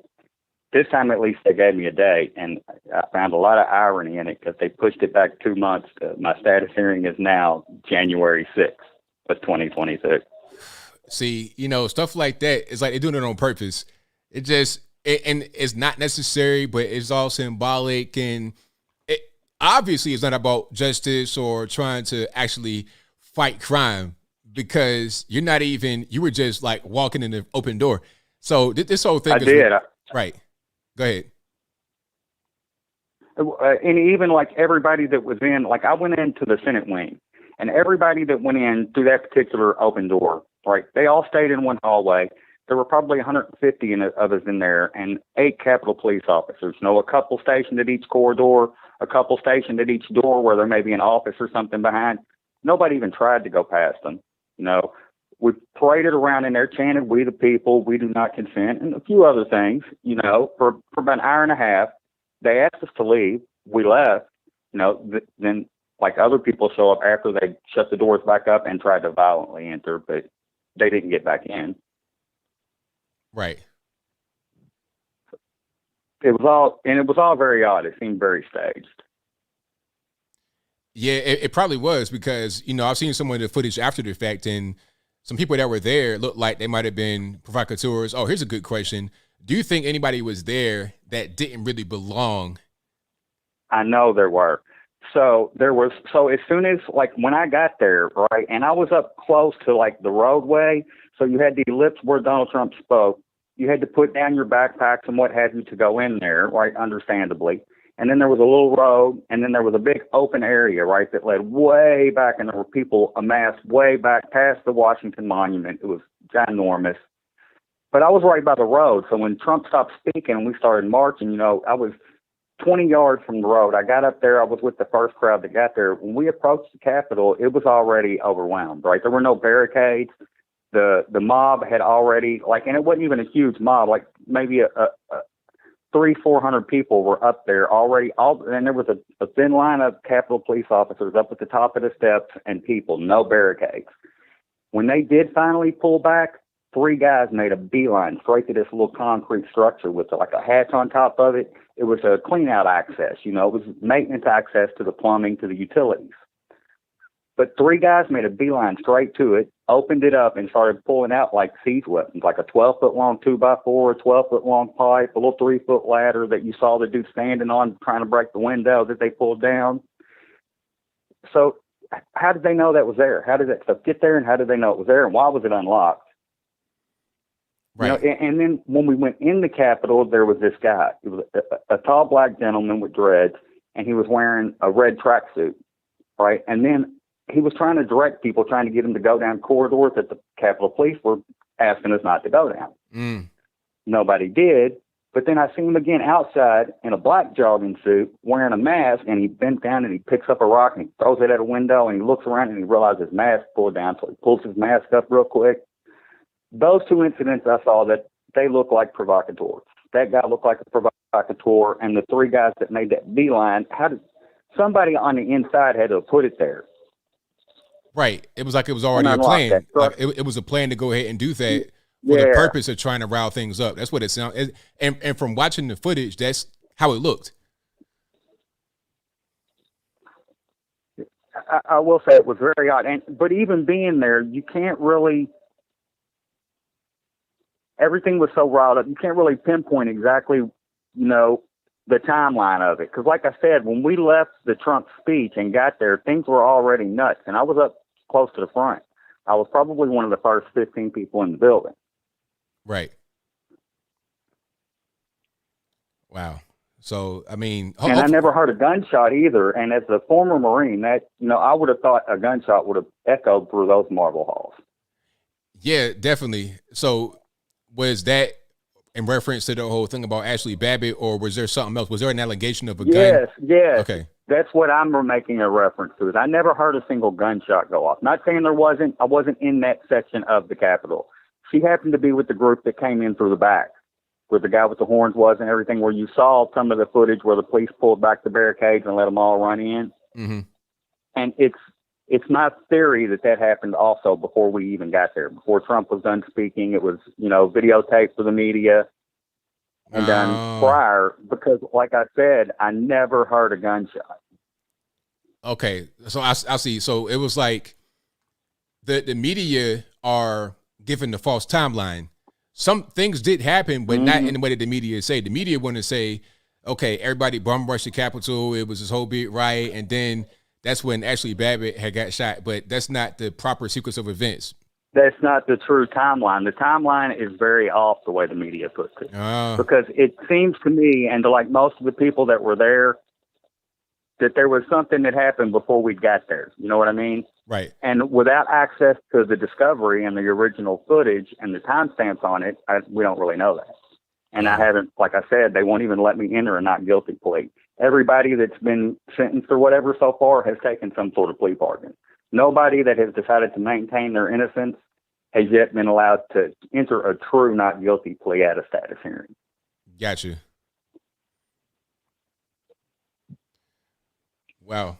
So. And they've given some third party companies access, overseer of all the discovery input, all the FBI reports, all the footage that nobody's seen, all that. And I've been meaning to look into them, but I haven't. They're called Dilute and Axon, AXON and DELOITTE. I'm sure you got a lot of viewers. Somebody's probably already Googling them. Right. Exactly.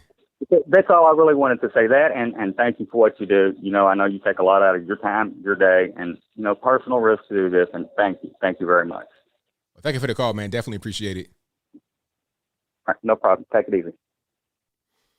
Yeah, this whole thing with January 6th, it's a dog and pony for sure. They're trying to make an example out of people. This is an example of how the system is being abused to target people politically. That's really what it is. The federales are definitely being weaponized.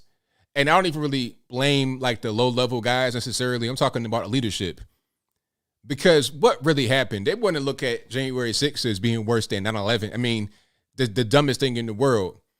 I guarantee you there are people that were there, agent provocateurs.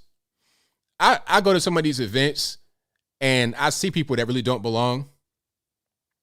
Not even because there may be some violence going on. I've never been to any kind of violent event. I was not there in DC on the 6th at all. I've not been in DC since October of 2020, so I definitely wasn't there in January of this year.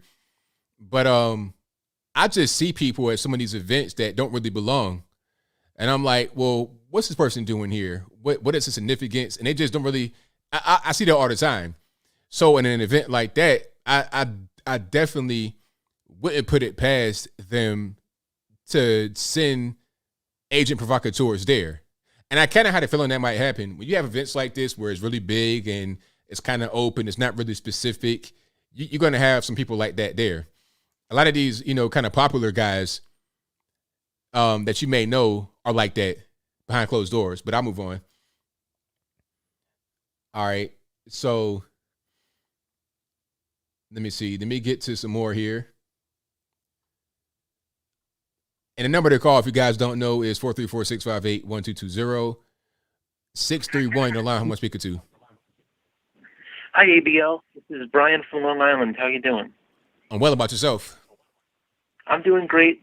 I wanted to talk about the Rittenhouse case for a few minutes. All righty. Okay, but before I get to the Rittenhouse case, I wanted to compare it to some older cases, because I think that the Rittenhouse case is very different than the other cases that have been in the news for many years.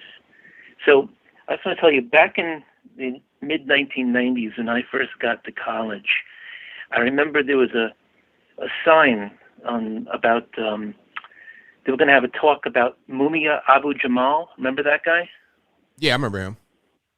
Right. So for the listeners that don't recall, he was the man who killed a police officer. I think it was in the Philadelphia area, and he was convicted of some form of murder. And he spent all that, since the 1980s, I think he's been in jail. And I didn't know who this person was the first time that I saw this sign. So I asked a professor, who I later discovered to be a genuine Marxist, with pictures of Karl Marx and that sort of stuff. And I said, who is this Mumia Abu Jamal? And he goes, oh, well, some people think he's innocent. And this is going back 25 years that I saw this flyer on campus. And for years, people have, on the, we'll call them leftists, Marxists, whatever you want to call them, they've argued that Mumia is innocent and he's a wrongfully convicted man. A few years later, I saw there was a movie about Hurricane Reuben Carter. Remember him? Yeah. Right. So I think there was a famous song by him, and he was accused of a boxer who was accused of also committing murder. And of course, the legend that sprung up was that he was wrongfully convicted. So a few years ago, I saw the movie for the first time. I didn't see it when it originally came out. And I did some research in it on the internet, and who knows what you read on the internet, if it's true or false, but a lot of people who responded to my comments online basically said that this movie was all fiction and that Carter was almost certainly guilty and had been sprung from prison. Yet these Marxist types, leftists, all for years have claimed Mumia is innocent and there's evidence to spring him from jail, and Reuben Carter is innocent, and celebrities are talking about it and athletes are talking about it. Fast forward, or actually a few years after the Jamal and the Carter incidents, we have O.J. Simpson, right? Now He was never convicted of the murders. He was later convicted for other things. But people said, well, look, he may seem guilty, but he shouldn't be convicted. So of all the cases I told you about so far, we have Mumia, who was convicted, and all these leftists said, oh, but there's evidence to spring him. Reuben Carter, convicted, but they argued there's evidence to spring him. O.J. Simpson, guilty as sin of the murders, but everyone said, let him go, he's innocent, you shouldn't convict an innocent man. Now you get to this window of the last decade or so. Right? We have the George Zimmerman, Trayvon Martin case. We have the Derek Chauvin case. Okay. Now, in these two cases, George Zimmerman, there was no video of the death of Trayvon Martin. He claims that he was defending himself, right? But there was some question there about what actually happened. The Derek Chauvin case, I believe that Derek Chauvin was not guilty of murder. I think that George Floyd would have died due to having fentanyl in his system. But there was a question there. And it went to a jury, and I think the Chauvin jury was wrong and was swayed. But if you compare all the things that I just told you to the Rittenhouse case, if you look at the evidence, we can see on video that it was self-defense. And this is the first instance that I can remember where a man was clearly innocent, but the mob wants him convicted anyway. It's the complete opposite of the Mumia and the Reuben Carter cases, where they will pretend that reality doesn't exist to try to get a guilty man sprung. Whereas in the Rittenhouse case, they will ignore all of the exculpatory evidence to have an innocent man convicted. And to me, this is absolute insanity, because this is not just a case of Democrats, Marxist, leftists saying we want to celebrate criminality. This is, we want to convict innocents. And this is extraordinarily dangerous. And I'd like to get your opinion of what I mentioned. Well, I think you said a lot there, but you're right on point. It's definitely the opposite, because you have people that are clearly guilty that shouldn't be sprung free. And it's like, okay, yeah, get him out. It's fine. People will ignore what they want to ignore when it benefits them. And it shouldn't be this way. Every case should be based on the facts. Okay, can we prove this? Can we not prove it? If we can't, then we can't. If we can, then we can. That should be it. It shouldn't be about mob rule. And in a case like this, if Rittenhouse gets convicted, when we can all see this with self-defense, pretty open and shut. There's videotape. There's even the guy on the stand, the guy that got shot in his arm, gross cuts. And he said, I did not get shot until I pointed my gun at Kyle Rittenhouse. When you have that going on, and they still want to convict Kyle Rittenhouse for, shooting or the killing or whatever, that lets you know that we're getting into a very dangerous place of trial by media, trial by mob, rather than trial by facts. And that's going to be a very serious problem. Well, again, the one thing that really scares me is have jurors been poisoned to the point where they were going to just say, let's convict an innocent man for political reasons? Because, again, this kid's life is more or less going to be scarred until he dies.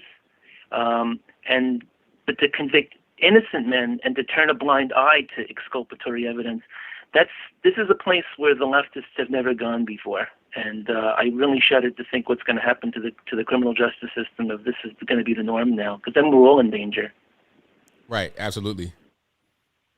Thank you so much, ABL. Have a great night. All right, same to you. Thank you for the call. Bye-bye. Yeah, that's a really good call. And that's a good point about how it's kind of like the opposite, right? We'll ignore the evidence, try to spring somebody free when they didn't kill police officers. But then when somebody is, actually defending themselves, people want to lock them up when they didn't actually do anything wrong. Okay, let's get to a few more here. And you guys are great, and the phone lines are blowing up, so y'all just hang tight, please. Bear with me. All righty, 661, you're on the line. Who am I speaking to? Oh, hey, boss. This is Joe from California. All righty, what's going on? Hey, boss, I just want to say it's a pleasure talking to you. I like what you do here. Been listening to you here on YouTube, and I appreciate what you do. I mean, things here in California kind of crazy. I just saw one of your clips about, the Second Amendment here in California, and it's tough, Yeah, definitely. I can imagine how it is. Like, is the whole thing about the 10-round mags, is that true? Well, I did comment on your YouTube, and 10 rounds is true, regardless if it's a long rifle or long arm or a handgun. It's 10-round max. Yeah, that's pretty crazy. It really is. It is. We did have something called Freedom Week here, I think 2 Julys ago.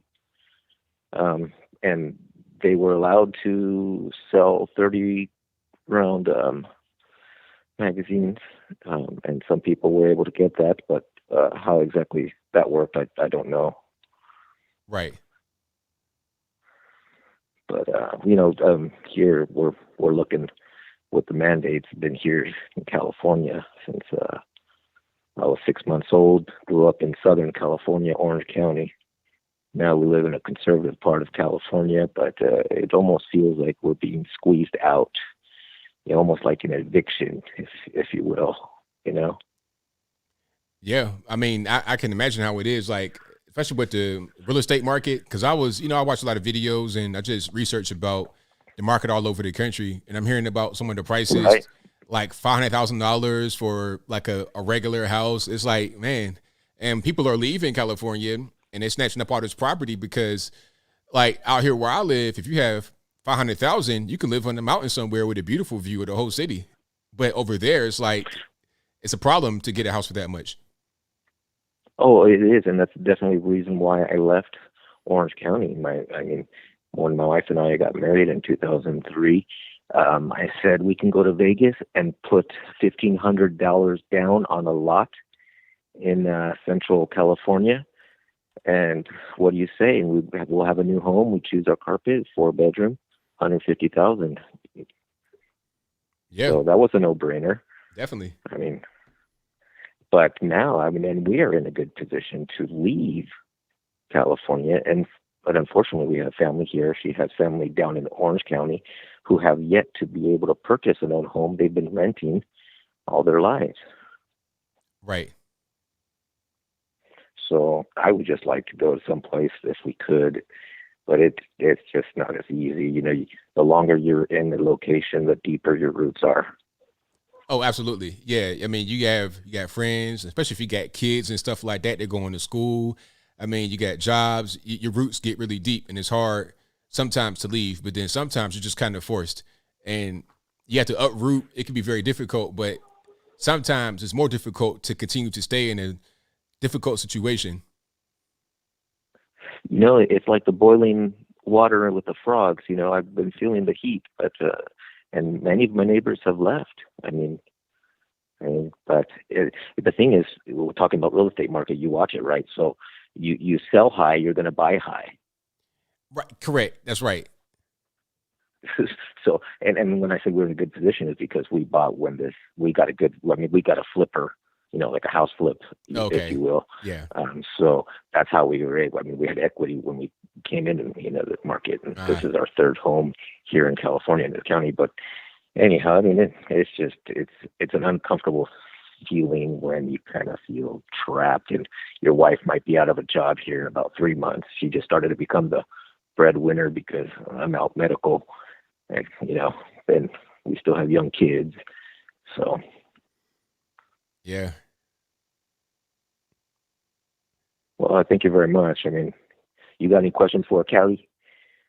You pretty much covered it. I know that it's difficult over there, being in California, but people are leaving, and they're leaving for a reason. And I see people all the time. I see people driving. I see people flying on planes. They're going on trains. They're doing whatever they can because they realize that it's a difficult situation, and I don't really see it getting any better in the future. The whole thing about the recall of Gavin Newsom, I had hoped that might go a different way, but the way that it went lets us know that California's going to be California. And if you want things to change, probably got to leave. But I'll tell you this, the last few elections, my wife and I had our ballots, took about 5 days to get counted, but there was 6% or so counted in California, and they already gave the other party the election. This doesn't. There's no confidence, and the with Larry Elder, the movement and everything, it just seems. I know that California is a lot more red than people think. I just don't have confidence in the vote. But I've got a question for you. All right, go for it. Do you believe the exodus in California and some of these states are really affecting voters in, say, Texas, or the voting polls in Texas and Florida? I mean, because there has to be a lot of people to really swing votes that way. Or do you think it's more or less the manipulation, if there's any, in the voting system? Well, it's definitely affecting it. Now, I wouldn't say that the exodus of Californians to Texas would cause Texas to become blue. I'm not sure it would go that far, but I think certain areas, like the obvious one would be Austin, Texas. Austin has become California Midwest, California South Midwest, California, Texas, basically, because of the people that live there that vote a certain way. So all the habits and the taxes and all that kind of stuff, they just imported that to Austin. So yeah, a little California right there, because people that live there, they vote a certain way, they behave a certain way, got the real estate prices up, it's become California. But the rest of Texas is not quite that way. They pretty much contain all of California BS, like Tony Soprano would say. They pretty much contain all that right there in one part. But some of them kind of scatter around Texas, and that may cause some problems locally with elections. But I think overall, they're not really going to turn the state blue. But thank you for the call, man. I got a few more on the line I'm going to get to. Thank you for the call. Appreciate you. Okay, let me just say one more thing. Quickly, I got four time. Family members. Okay, I've got 4 family members, and they got ballots to vote, and they're just residents. Yeah, that's not really a good thing. So thank you for your call, man. Definitely appreciate you. Okay, boss. Thank you. All right, now. Shout out to the caller. All right. All righty, man. Modern Renaissance, man. What's going on? What's going on, ABL? Can you hear me pretty clear? I hear you well. Nothing is coming through from you, is it? No feedback? It's all good. All right. Check this out. This is what I want to kind of throw at some people here, man. I talked about this earlier.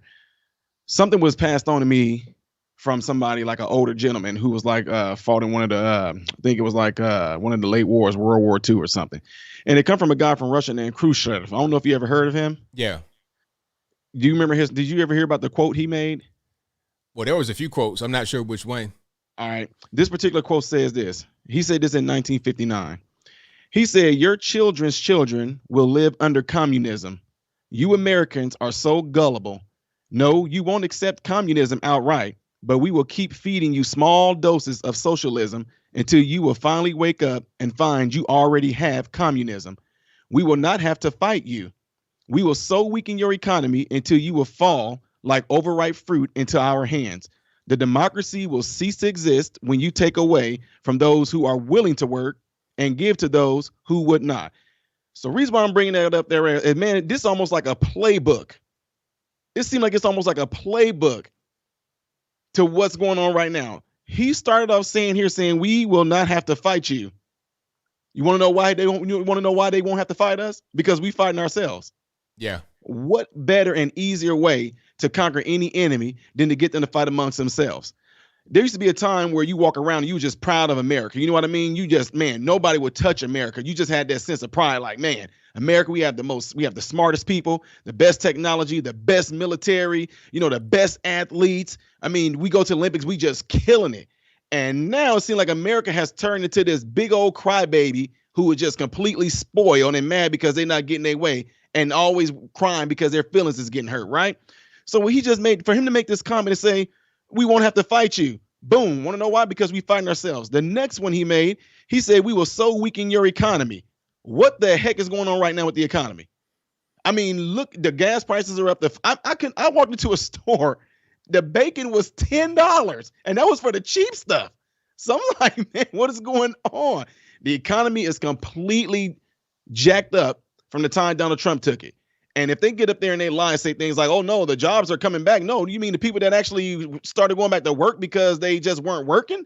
It has nothing to do with them like they're creating jobs. No, the people that are getting jobs right now is a result of those jobs just being open. All along the cities that I travel to, I cannot believe how many different stores and places that I've gone to where they have notes on the door. And I don't know if this is happening where you are in Tennessee, but I can't believe I'm seeing notes that have they have notes up there to say, hey, our hours are only going to be from 8 a.m. to 3 p.m. when they used to be like from 8 a.m. to like 10 or 11 p.m. because they are telling you we don't have enough people to work. There's no workers. We don't have no one to work. So there, right there's a second part of this guy's talking about, we're going to weaken the economy.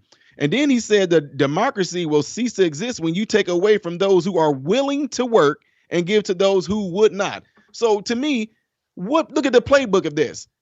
Now you have us sitting here with people, jobs at jeopardy right now, the ones that are willing to work, but they throwing these mandates in there and getting rid of the ones that are willing to work. But then yet there's ones right here, he said, and give it to those who would not. People that are sitting around getting incentivized right now for not going to work.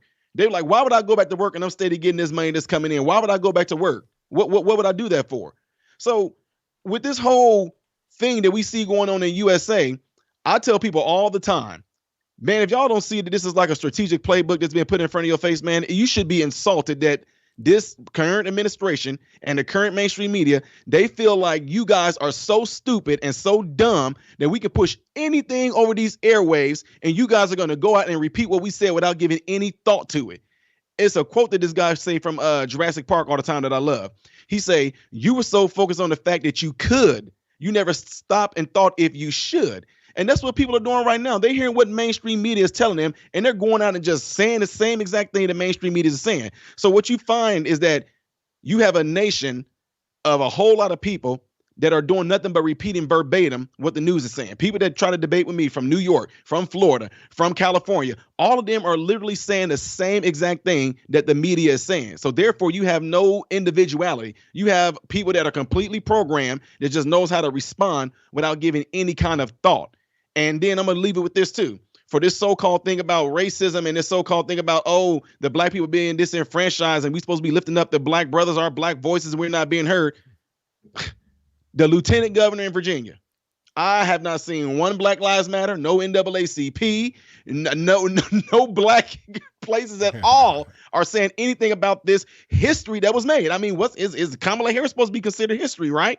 First black female president. But then we got a black lieutenant governor who made history as well, but nothing's being said about that because there's this puppet white hand that's up her backside that's speaking for her.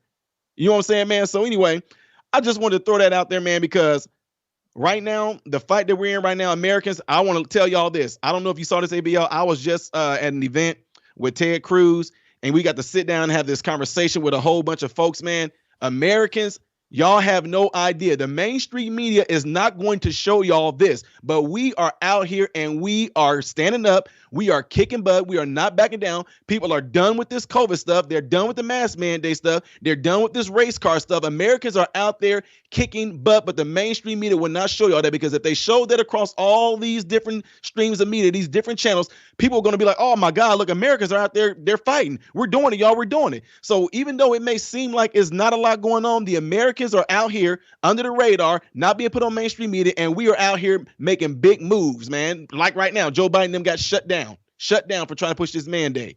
They're not showing this stuff in mainstream media, but we are out here doing it. So Americans, continue to stand up, continue to fight. We are out here doing it, man. We are kicking butt. Do not be discouraged by what the mainstream media is showing you guys. So that's my 2 cents on that. And if you want to follow me or you want to know what my channel is about, my channel is Modern Renaissance Man on YouTube, and on Instagram, it's Modern Renaissance Man on Instagram. On Twitter, it's at MRMologist, and on Rumble, I'm on there as Modern Renaissance Man. So not going to take up too much more of your time, ABL. It's good to hear from you, bro. I'll be checking every now and then in there. But, man, I'm telling you, I'm busy. I have a lot of stuff going on, a lot of different events I'm speaking at with a lot of well-known politicians. It has nothing to do with politics, but everything to do with folks want to have other folks come along with them to get on board with fighting back against this rhetoric right now. So God bless everyone. You guys all have a good night. And ABL, appreciate the time on here, bro. Thank you for the call, man. Appreciate you. Absolutely. Have a good one. All right. Shout out to my man, Modern Renaissance Man. All right, yeah, you guys got to follow him. Follow his channel right here on the YouTubes and everywhere else. Follow him, Modern Renaissance Man, a.k.a. Ty Smith. So shout out to my man for the call. Great call as always. Let's get to a few more here. Let's try. All right. Skype caller, you on the line? Good evening, Mr. Logan. Evening. This is Cliff from Australia here. All righty. What's going on? I'd like to talk a little bit about my experience living through some of the worst lockdowns that the world's had during this gosh darn pandemic. Okay, we're getting the old man at the campfire voice. I like it.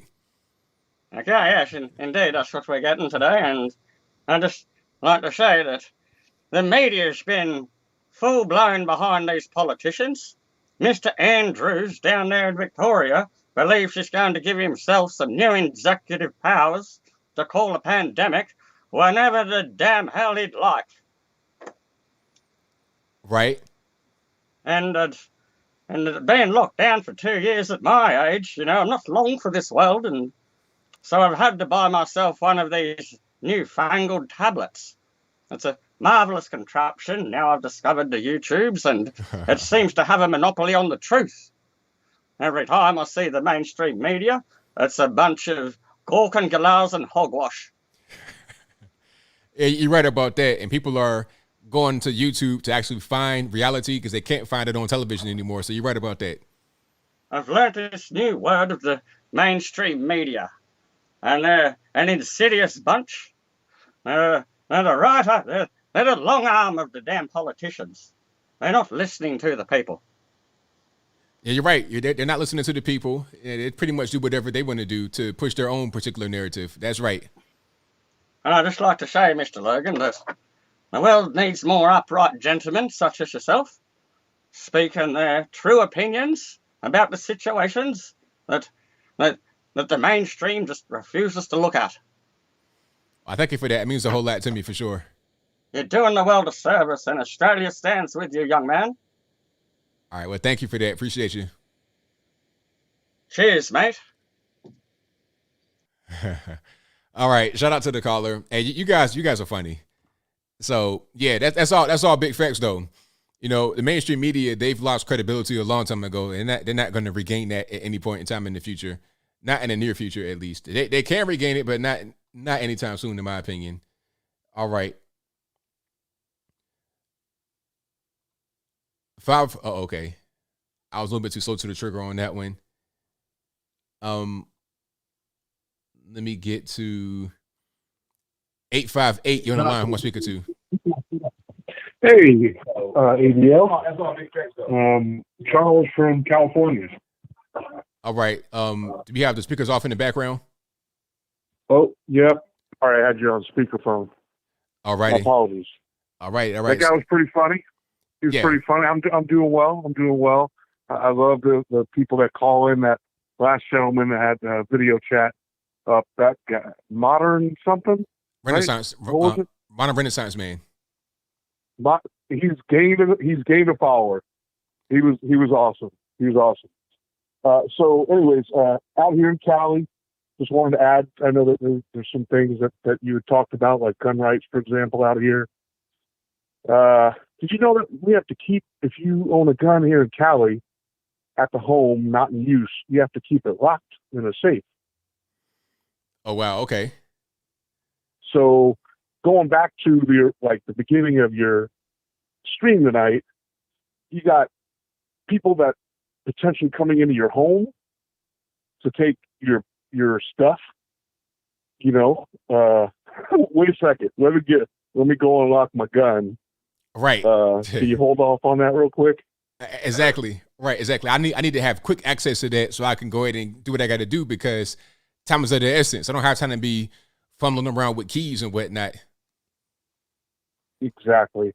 And then, so that's kind of a big deal out here, especially when crime is ramping up the way it is. It's like, come on now, something's got to break. You got to either let us protect ourselves, or y'all got to get a handle on this as far as policing goes, and we all know what direction that's going. Yeah, definitely. At least out here. And then, something else I wanted to talk about. I know a lot of people feel as if there's no hope for California, but with what went on in Virginia, what are most people saying was the ultimate reason Virginia went ahead and led as far as the governor goes? I believe a lot of people gave credit to the whole school issues. Yeah. Okay. Well, that's going on here in Southern Cal, at least San Diego, to the point where just this past week they passed rules here in San Diego, at least the local school board and the city council, where they changed the rules for the meetings because the meetings were getting too many parents coming in and voicing their opinions, and it was getting heated. There was some profanity used and some reasons why some people would definitely need to be kicked out. But they took that and they ran with it and made all these other changes where now they're going to be limiting the amount of people that can speak and then limiting their time even further. They already only had 2 minutes. I think they're trying to limit them to a minute or 30 seconds, something like that. I mean, a lot of people, the parents are what got so mad that it changed everything in Virginia. And it's happening here in San Diego, I believe. That's why they had to change the rules. That's what they do.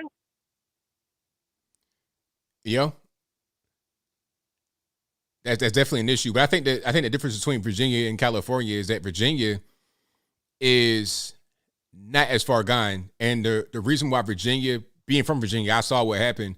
The issue with Virginia was Northern Virginia. As that grew because of D.C., the state became more red. But the core of Virginia is a red state. It's just that Northern Virginia is not so much. But as the whole thing with CRT came in, all that happened was the red places became more red and the blue places became more red, although they were still blue. But that's just really in Northern Virginia. That's that one place that really had to change to make a big impact. But in California, you got two big places, LA and that area, and then San Francisco in that area. You got two. If it was just one, it'd be easier, but you got two. That's a big mountain to climb. And I think if you didn't have those two, it'd be it'd be a red state for sure. And if it was just one, it'd be a little bit easier. Well, the power of those parents. I don't have a child, but every time I see this stuff going on, it enrages me to see them putting masks on kids at 5 years old, forcing the mask on them, and making it mandatory for shots. Now they're trying to, you got to mandate the booster too now. So now when does it end? You're going to be boosting for the rest of your life as a kid, all the way up till whatever. I mean, if you want to keep going to school, I think the parents are, I don't know. I would like to hope and think and pray that the parents of these other big cities put their foot down the same way parents in Virginia did, and because that's the only way anything's ever going to change. And the Rittenhouse thing, just go to that. Who did CNN sue or get sued by? Didn't that other young man sue them and win? No, that was Nick Salmon. Right. And so they didn't learn their lesson. And a lot of people on that lean right have been saying, you know what, I hope they still do it. I hope they keep doing it, because this is going to be the downfall of their side if they don't learn their lesson. CNN didn't learn their lesson. All those people they speak too fast, convict people before they've even had their time in court. It's not a winning strategy. I just see it being the end of all this junk. So I hope they do keep doing it. Right on, man. Well, thank you for the call. Definitely appreciate you. Thanks, man. Sorry I was hyped up, man. Oh, it's all good. Appreciate you letting me vent. Oh, no problem. Thanks a lot. All right, take care. All right, let's get to some more here. Let's go to, and y'all hang tight, please. I'm trying to get to you guys as soon as I can. Hold on one second. Wow, these calls are coming in fast and furious. All right. Let's go 215 on the line. Who am I speaking to? ABL, how's it going? It's all good. About yourself? Everything's going good. Hold on. All right, you're off speaker now. So I watched your last video with Hawk Newsome. Basically made those threats. Actually, I watched it on Tatum's channel, on every conservative channel with Hawk Newsome. That's how you pronounce his name, right? Yeah. All right, so that moron made the threats basically based off of what he said. It's like he knew. It's like he knows that BLM was responsible for all the riots last year. Him and Antifa. It's like deep down he knows. He said I could tell just by the way he said it. He had that "we'll do it again" mindset. We will burn this. This time there will be bloodshed, just like last year. Like he was aware of all the BLM riots and all this stuff, but he figures nobody wasn't really going to focus on it. Right.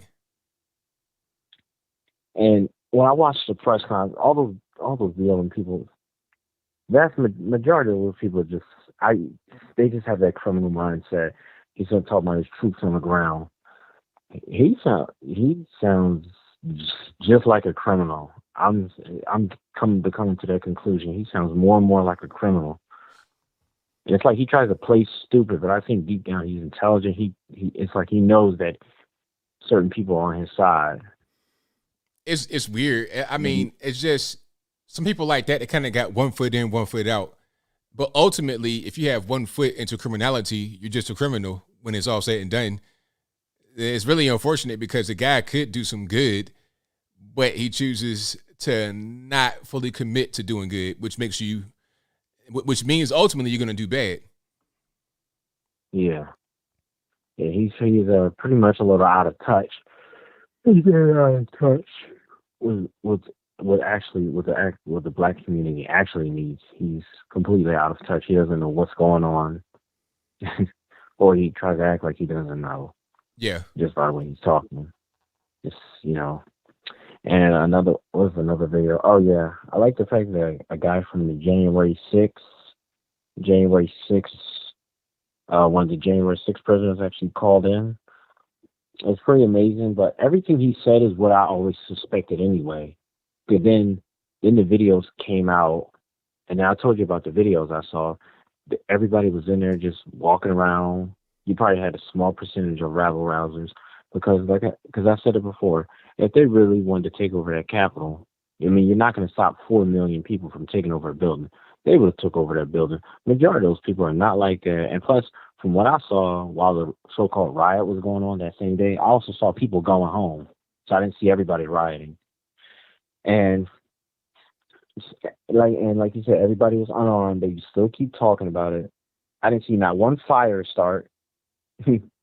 But from BLM all last year, I saw just cities on fire, millions of dollars of damages. There's still some footages that they won't show. You would have to look deep into the internet because a lot of times YouTube don't even want to show it. But they'll try to suppress the information or hide it. Yeah, of course. So, because I feel like a lot of those riots were a lot more graphic than a lot. Of course, you're not going to see it on mainstream media. Not even Fox is going to show you. You got to go to like really, basically like some kind of world star hip hop, rated R kind of website that'll actually show you just the brutalness of it. You get what I'm saying? Yeah, I understand. Yeah. So that's basically all I wanted to touch on. Love your show. Thank you. Thank you for the call. Appreciate you. Oh yeah, and another thing. I don't mean to bring up another caller, but I haven't heard Ivan's voice in a while. I just realized that. Okay. Well, thank you for the call. Appreciate it. I know. All right. Let's get to a few more here. Let's go to, hold on. 701 on the line. Who am I speaking to? The Anti-View. How are you tonight, ABL? I'm well. About yourself? I'm doing well. Two things I want to talk about quick. First one is, and I want to hand clap, nothing is free. So they're telling you, get the shot because it's covered, it's free. No, it's not. that pharmacy is making $182 every time you get a booster. Where's that money coming from? Federal government, taxpayer money. Right? Get a nasal swab. Get your brain poked. It's free. Best thing we can do is test everybody. It's free. No, it's not. That nurse that's taking it, that 15 minutes, she's getting paid $52 an hour. The real reason that I wanted to call is this is kind of a big truth bomb that nobody's talking about, right? They're firing nurses in Minnesota because they're not vaccinated. So yours truly helps with a temp agency occasionally because it can be good money, and why not, right? I get alerted that this hospital is looking for nurses to start immediately, 75% higher than the nurses were making that they fired. Guess who doesn't have to be vaxxed with the temp agency? What, the nurse? Yeah, so they're firing nurses for not being vaxxed and firing healthcare personnel, but then they're bringing in a temp agency where it's not required to be vaccinated. So they should just keep the nurse that they already had? Right? Instead of screwing up somebody's life and taking away everything, they're letting them walk away, and then they're replacing them with somebody who, some of the people I've worked with really don't care, and it is just about the almighty dollar, but some people do care. But you shouldn't be firing people for their vaccination status regardless. I mean, do you go into every single restaurant and ask them if they've been vaccinated for hepatitis? Right. Exactly. That's just that. I mean, that more people die from getting that in a restaurant than I do from, I don't know, going to a movie theater and sitting there and just watching something and somebody sneezes. I don't know. It's all dumb. So if you are getting fired for your vaccination status, consider moving to a different state, because states like the one I'm stuck in currently do not ultimately care. This is the same state that's putting the COVID positive people back into the places where the people are vulnerable. By the way, all the people in my house currently now have COVID because of the one lady that they forced me to take back. Wow. So good thing that all my 90-year-old, and I have a 106-year-old too. Good thing they all have COVID now. Thanks, Governor Waltz. Glad to know you care about my grandma or your grandma or whoever. But I hope you have a great night, ABL. Thank you for the call. Definitely appreciate you. Yep. Bye. Yeah, it's crazy. This whole thing, all the stuff around this just simply does not make any sense. Not at all. All right. Let's go ahead and get to some more here.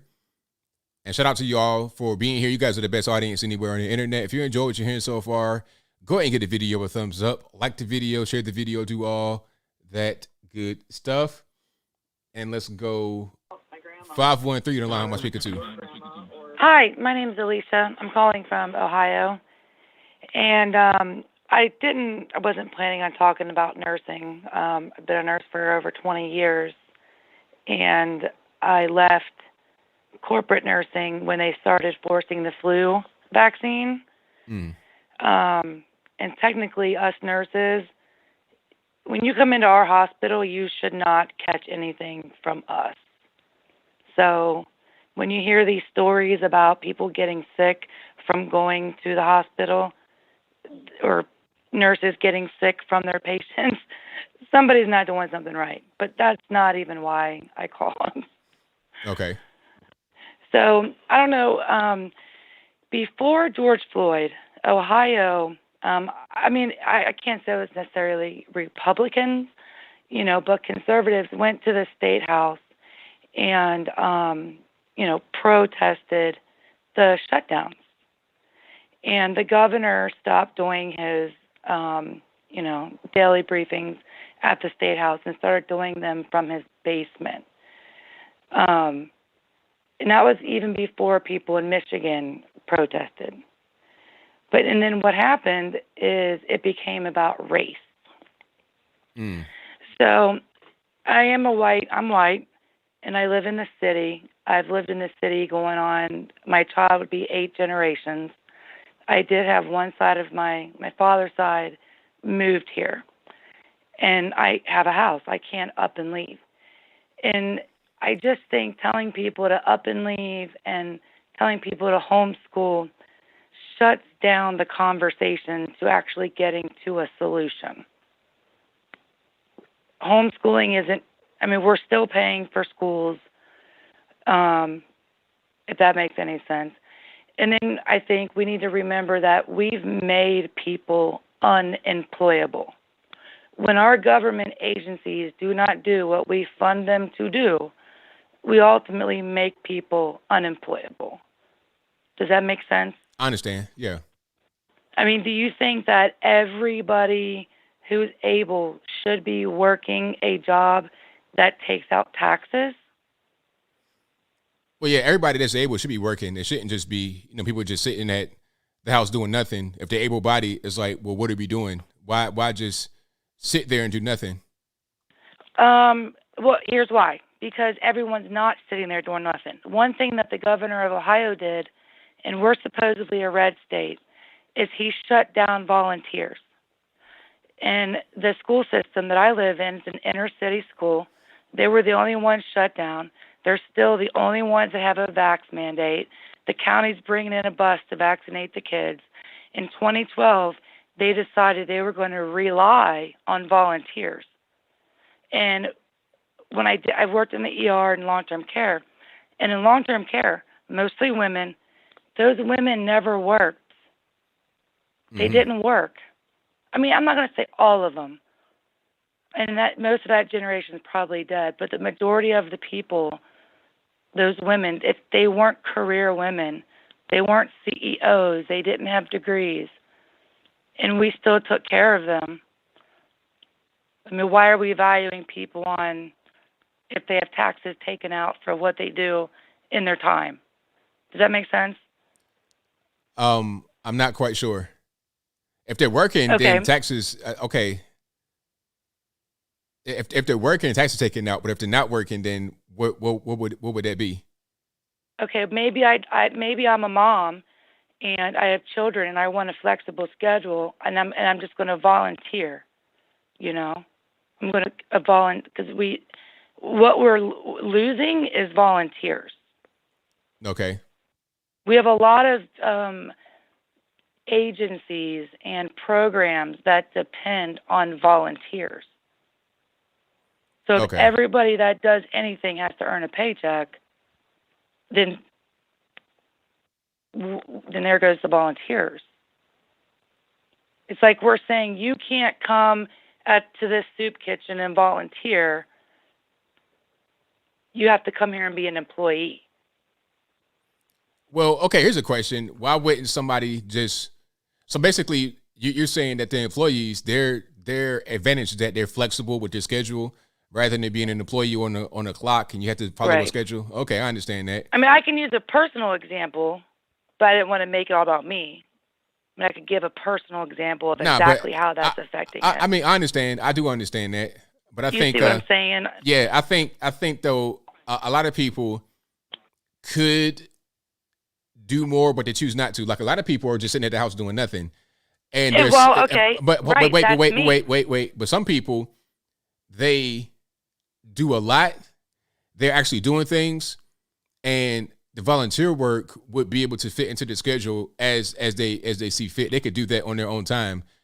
But if somebody's just, they're at the house doing nothing, like some of these like young people eating Cheetos all day, I mean, at a certain point they can go work. But some people exactly. Right. Young people, absolutely. I'm talking about we're 40, house is paid off, married. If you're going to make it difficult for me to work, then I can basically choose not to. So basically, there's no need for you to actually be working because everything's good. You're straight. You're financially okay, right? Well, yeah. I mean, we're doing okay. It would be better if I was able to work, but I have to. There's reasons I can't work. Okay. Okay, like the mandates. Like my son is special needs. That's the issue. And with these mandates, here's how we know it's not about health. Okay, we have services, camps, special need camps. Okay, they're necessary, and they're usually ran by volunteers, and very few people pay out of pocket. Every state has a different healthcare system. That's another thing people don't realize. Every single state reimburses providers, doctors differently. I understand. I mean, interrupt, but we got time constraints, so we got to kind of accelerate it a little bit. Yeah, that's fine. I'm just saying when they cut those services out, you're making people unemployable. Okay. I see what your point is. It's not like people are choosing, I'm just not going to, I can't jump through all these hoops, raise my children, take care, they're making it harder for the people that are able to not work. I got you. I'm seeing more and more people doing things. Okay. Like I understand what you're saying. Like, I'm going to cut you off, but I got more calls on the line. I think I'll respond to what you're saying a little bit more, but thank you for the call. Definitely appreciate you. Yeah, I'm sorry. The nurse, she threw me totally off. It's That's all not good. even what I was calling for. Thank you for the But, call. all right, you have a good night. All right. So, but see, the problem is, I'm going to say this, not to attack her, but in general about people that don't want to work, people that sitting at the crib, getting Cheeto dust in the beard, gaining 75 pounds during this pandemic. Okay, what's happening is that people were working, and when this pandemic came, they decided not to because it was easier to stay at home and do nothing because the government is paying them to do it. All this extra federal assistance with the unemployment, the state unemployment, no questions asked. Because with unemployment, normally what they're going to do is have you go out there and try to find jobs in a serious way. And you got to have a reason to be unemployed. But then when this pandemic came along, no reason to be unemployed. You could just say, I'm scared of the virus. And you get paid. You get extra food stamps, extra this, extra that. You're getting all kind of benefits, right? Stimulus checks out the wazoo, all kind of stuff. Earned income tax credit for your kids. Money falling from the sky. People getting like $10,000, $12,000 in cash. Never had that money before. What they do? Go out and eat. Get big fat, looking like big circles, right? You go from being skinny as a beanpole to a whole, to a globe. Rolling down the street, right? Don't even fit in the car no more. That was going on during this pandemic, and that's still kind of carrying on today. Now, everybody has their own individual situation, but if things did not change from the beginning of this pandemic until now, and you at the crib, and you're saying, well, I don't want to work because of X, Y, and Z, it's just because you don't want to work. Not because you're not able to. Again, not speaking about her specifically, because there seems to be some other stuff going on, but I'm just saying that's a general... That's the general vibe I'm getting, right? That's a general gist of what's happening, and from my point of view. All right, let's go. All right, y'all hang tight. I'm gonna try to get to everybody as soon as I can, and let's do 323 on the line. Who am I speaking to? Hey, this is Isaiah calling from LA. All righty, what's going on? Yes, man. These people are just so smart. They have come up with this strategic plan. What modern Renaissance man was talking about, they're just so smart, but we have to be smarter. We have to focus on self-sustainability as far as us growing things ourselves and stuff like that. Because we've come to a time that we're just so spoiled, and we just rely on grocery stores, all this other stuff. We have to start doing things ourselves, because what that would do is counteract all these things that they're trying to do.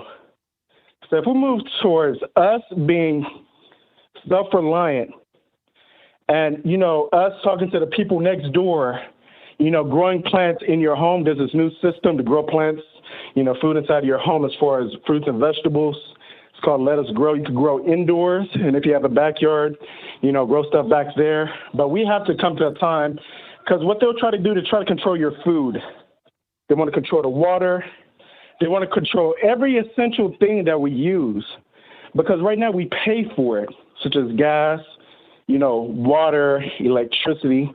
It's like we're going to have to go back to the olden days where we're just, relying on ourselves and our neighbors.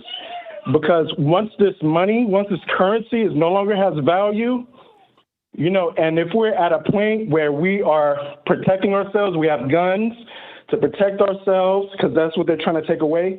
All these things that they want to implement, try to force down our throats, we have to counteract it in a way that we're just, able to self-sustain ourselves, instead of having to rely on these grocery stores, all these goods.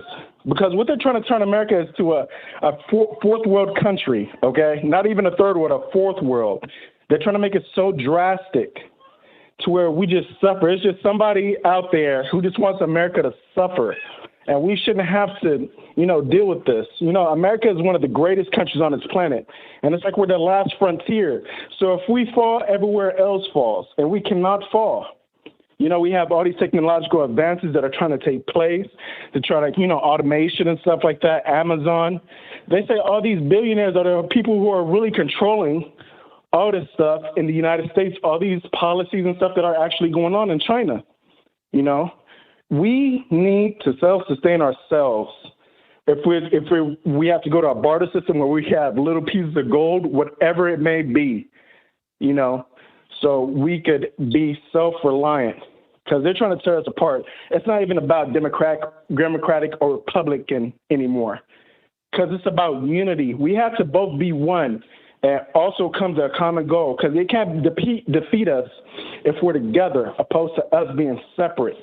It's going to be some way we're going to have to open up people's eyes to let them see the bigger picture of this whole grand scheme of control. It's a grand scheme, and they thought about this years ago, a long time ago, but we can't let that happen at all. You understand what I'm saying, ABL? Right on, 100% understand. Yes, because this is just crazy, and it isn't right to the people of America at all. We have to really come up with something drastic, and we have to be counteractive to all these things that if we want us to stay in the same system that we're living in right now, we have to counteract it, and if they if they end up winning and they end up changing it, we have to do things drastically ourselves to sustain America, this great country that we have, because there's people coming here in every which way, but they're trying to get the freebies. We can't have that. But we need to put America first, we as the people, because we're all Americans. It's not going to be about Democratic or Republican, none of that stuff anymore. Because inflation is going to be on a rise, and a gallon of milk is going to cost $10. All these people, the workforce is going to be diminished. So you're going to have robots taking over. I should suggest everybody to start looking at this documentary. No, not documentary, this series on Netflix. I know you don't like Netflix, but it's called Black Mirror. And this is really things they're trying to implement. This is what they want the future to be, a social credit score. That's what China is running off of. They have literally cameras on the street, scanning people's faces. We don't want to live like that to where we're just under complete control. Because if you're able to control yourself and protect yourself in every which way, they can't win and they'll be frustrated. All this stuff that you see with people going green and stuff like that, take some of that into account and try to learn some of these things. Because what they want you to do is they want you to rely on them for every single thing. And that is not the way. And that's all I have to say, ABL. I appreciate you, man. I love your show. I watch you about every week. I love it. And I just wanted to give this information up because it is very important. It is very essential because what they're trying to bring about is the end. And we can't let them bring the end. We can't do it. Right on, man. Thank you for your call. Definitely appreciate you. Thank you. Appreciate you. Bye-bye. All right. Shout out to the caller. It's a good call. This whole thing about the currency, people say that we got to have other forms of, if you get in Bitcoin and stuff like that, that ain't going to do you no good if the zombie apocalypse come through. You know what I'm saying? Will Smith ain't have if Will Smith was in I Am Legend with Bitcoin, what's that going to do? He had that rifle though and that dog. That's what you need, is a way to actually defend yourself and to protect yourself and to go out there and forage and stuff like that. That's what you actually need. 720, you're on the line. Who am I speaking to?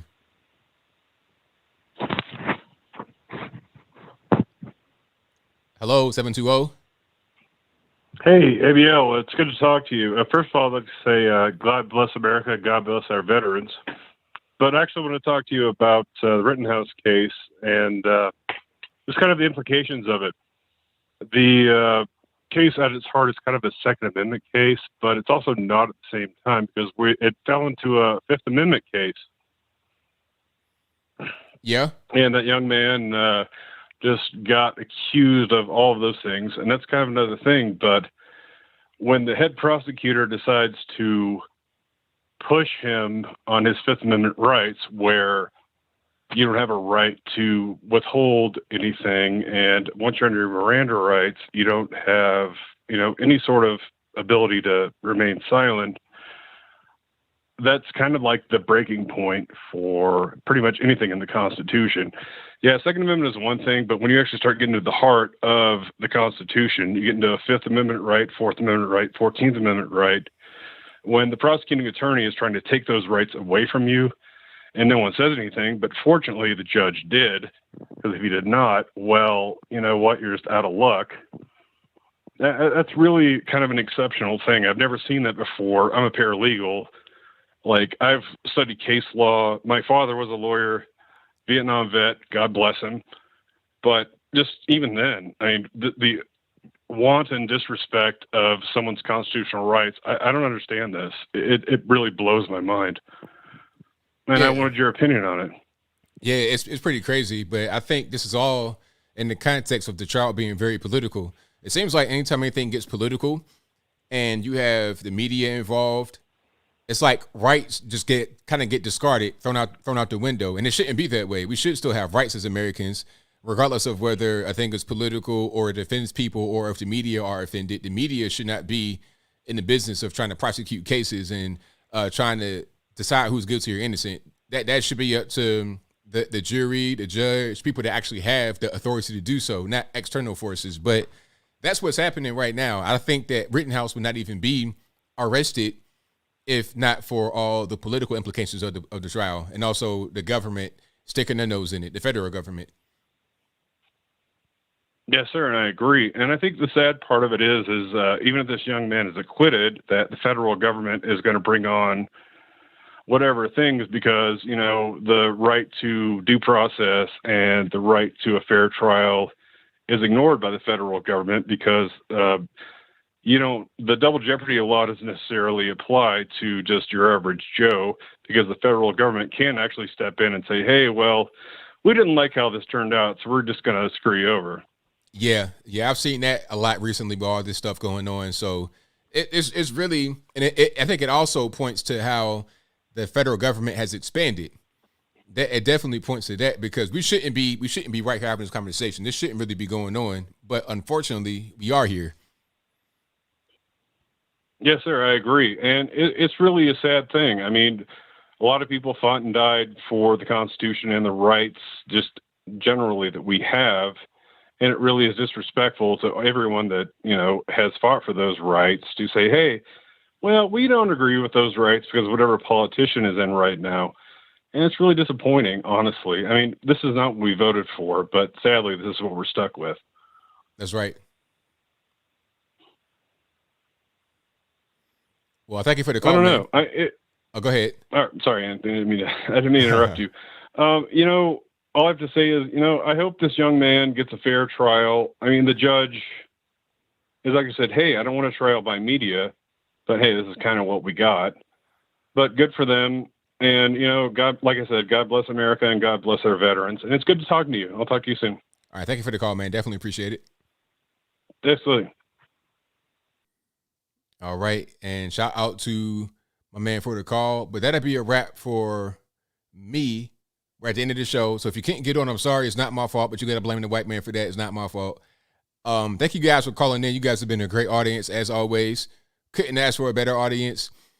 But I'll be back live on Wednesday. And, of course, I'm here throughout the week putting out good content for you guys right here on the YouTubes. Try to put out 2 videos a day, thereabout.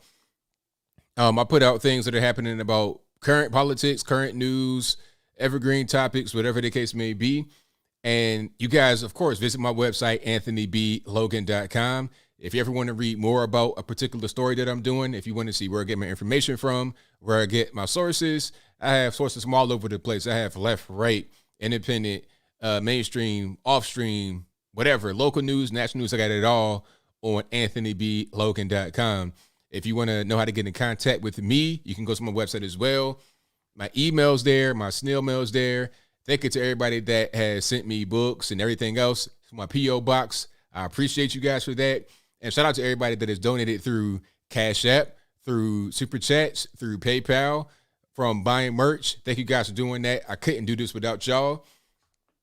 What I'm going to do right now is read the supers and then wrap it on up. And, of course, shout out to the mods. I think a lot of the mods are on vacation tonight, but that's fine. Shout out to the mods that were here and everybody keeping the chat in check. I appreciate y'all. Couldn't do it without y'all either. So let's get to the supers and then wrap it on up. Let's get to, thank you to Sigma 6 who says, hi, ABL, cheers from Japan. Shout out to you, man. Konnichiwa, all that good stuff. Arigato. You know, I don't know what I'm saying, but it sounds good to me. Thank you to Butt versus Windshield who says, quote, The Plot Against the President, unquote, is an excellent movie about the whole Steele thing. About the Steele dossier, the fan fiction novel that this guy, the British agent, wrote. It was released last year. YouTube has it. Highly recommended. I'll check it out. Thank you to Violet Ramirez for being a member of the ABL team. I appreciate you. 8 months. Thank you for the thumbs up emoji and the U.S. flag. Thank you to Patriot Kenneth Burlingham for becoming a member for the very first time. Thank you to Dan Steinke, who says, hey, guys, I know a lot of people on here are God-fearing. Please pray for my family. We're going through some very difficult times with my wife's health, and finances are just terrible. Well, thank you for that. I appreciate you. You know, and prayers out to you guys. Hopefully everything gets back to the way it's supposed to be. Thank you to Bryce Clump, who says, don't California, my Montana, U.S. Right on. Thank you to Frank Dest, who says, isn't it amazing that in New Jersey, the Democrats found 23,000 absentee ballots when the Republicans were winning. Very interesting. Thank you to Joe Ryder 84 who says, ABL, would you, in your opinion, consider Al Sharpton a rat? Oh, yeah, he snitched. It's public information. He was a federal informant. So he's definitely a rat. Thank you to Joe Ryder 84 who also says, do you have hope that Youngkin would win? Well, I didn't have hope that he would win in the beginning, but as it got closer to the end, it started to become more realistic because of all the things that were happening in Northern Virginia with critical race theory. I started to see the tide shift, and I was seeing the polling come out. I was like, he has a chance here. He has a chance. So once that began to happen, I'm like, all right, he could do something here.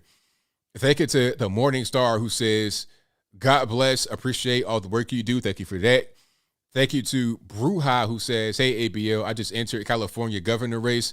I will come talk to you anytime your questions, and I will go on anyone's show anytime. All right. Let's Godspeed. That's all I could say. Shout out to my man, Larry Elder. Thank you to Jim Jones, who says, a quote, you would say time to time, ball out, pig out. If you put on a shirt and your merch, I'll buy them all.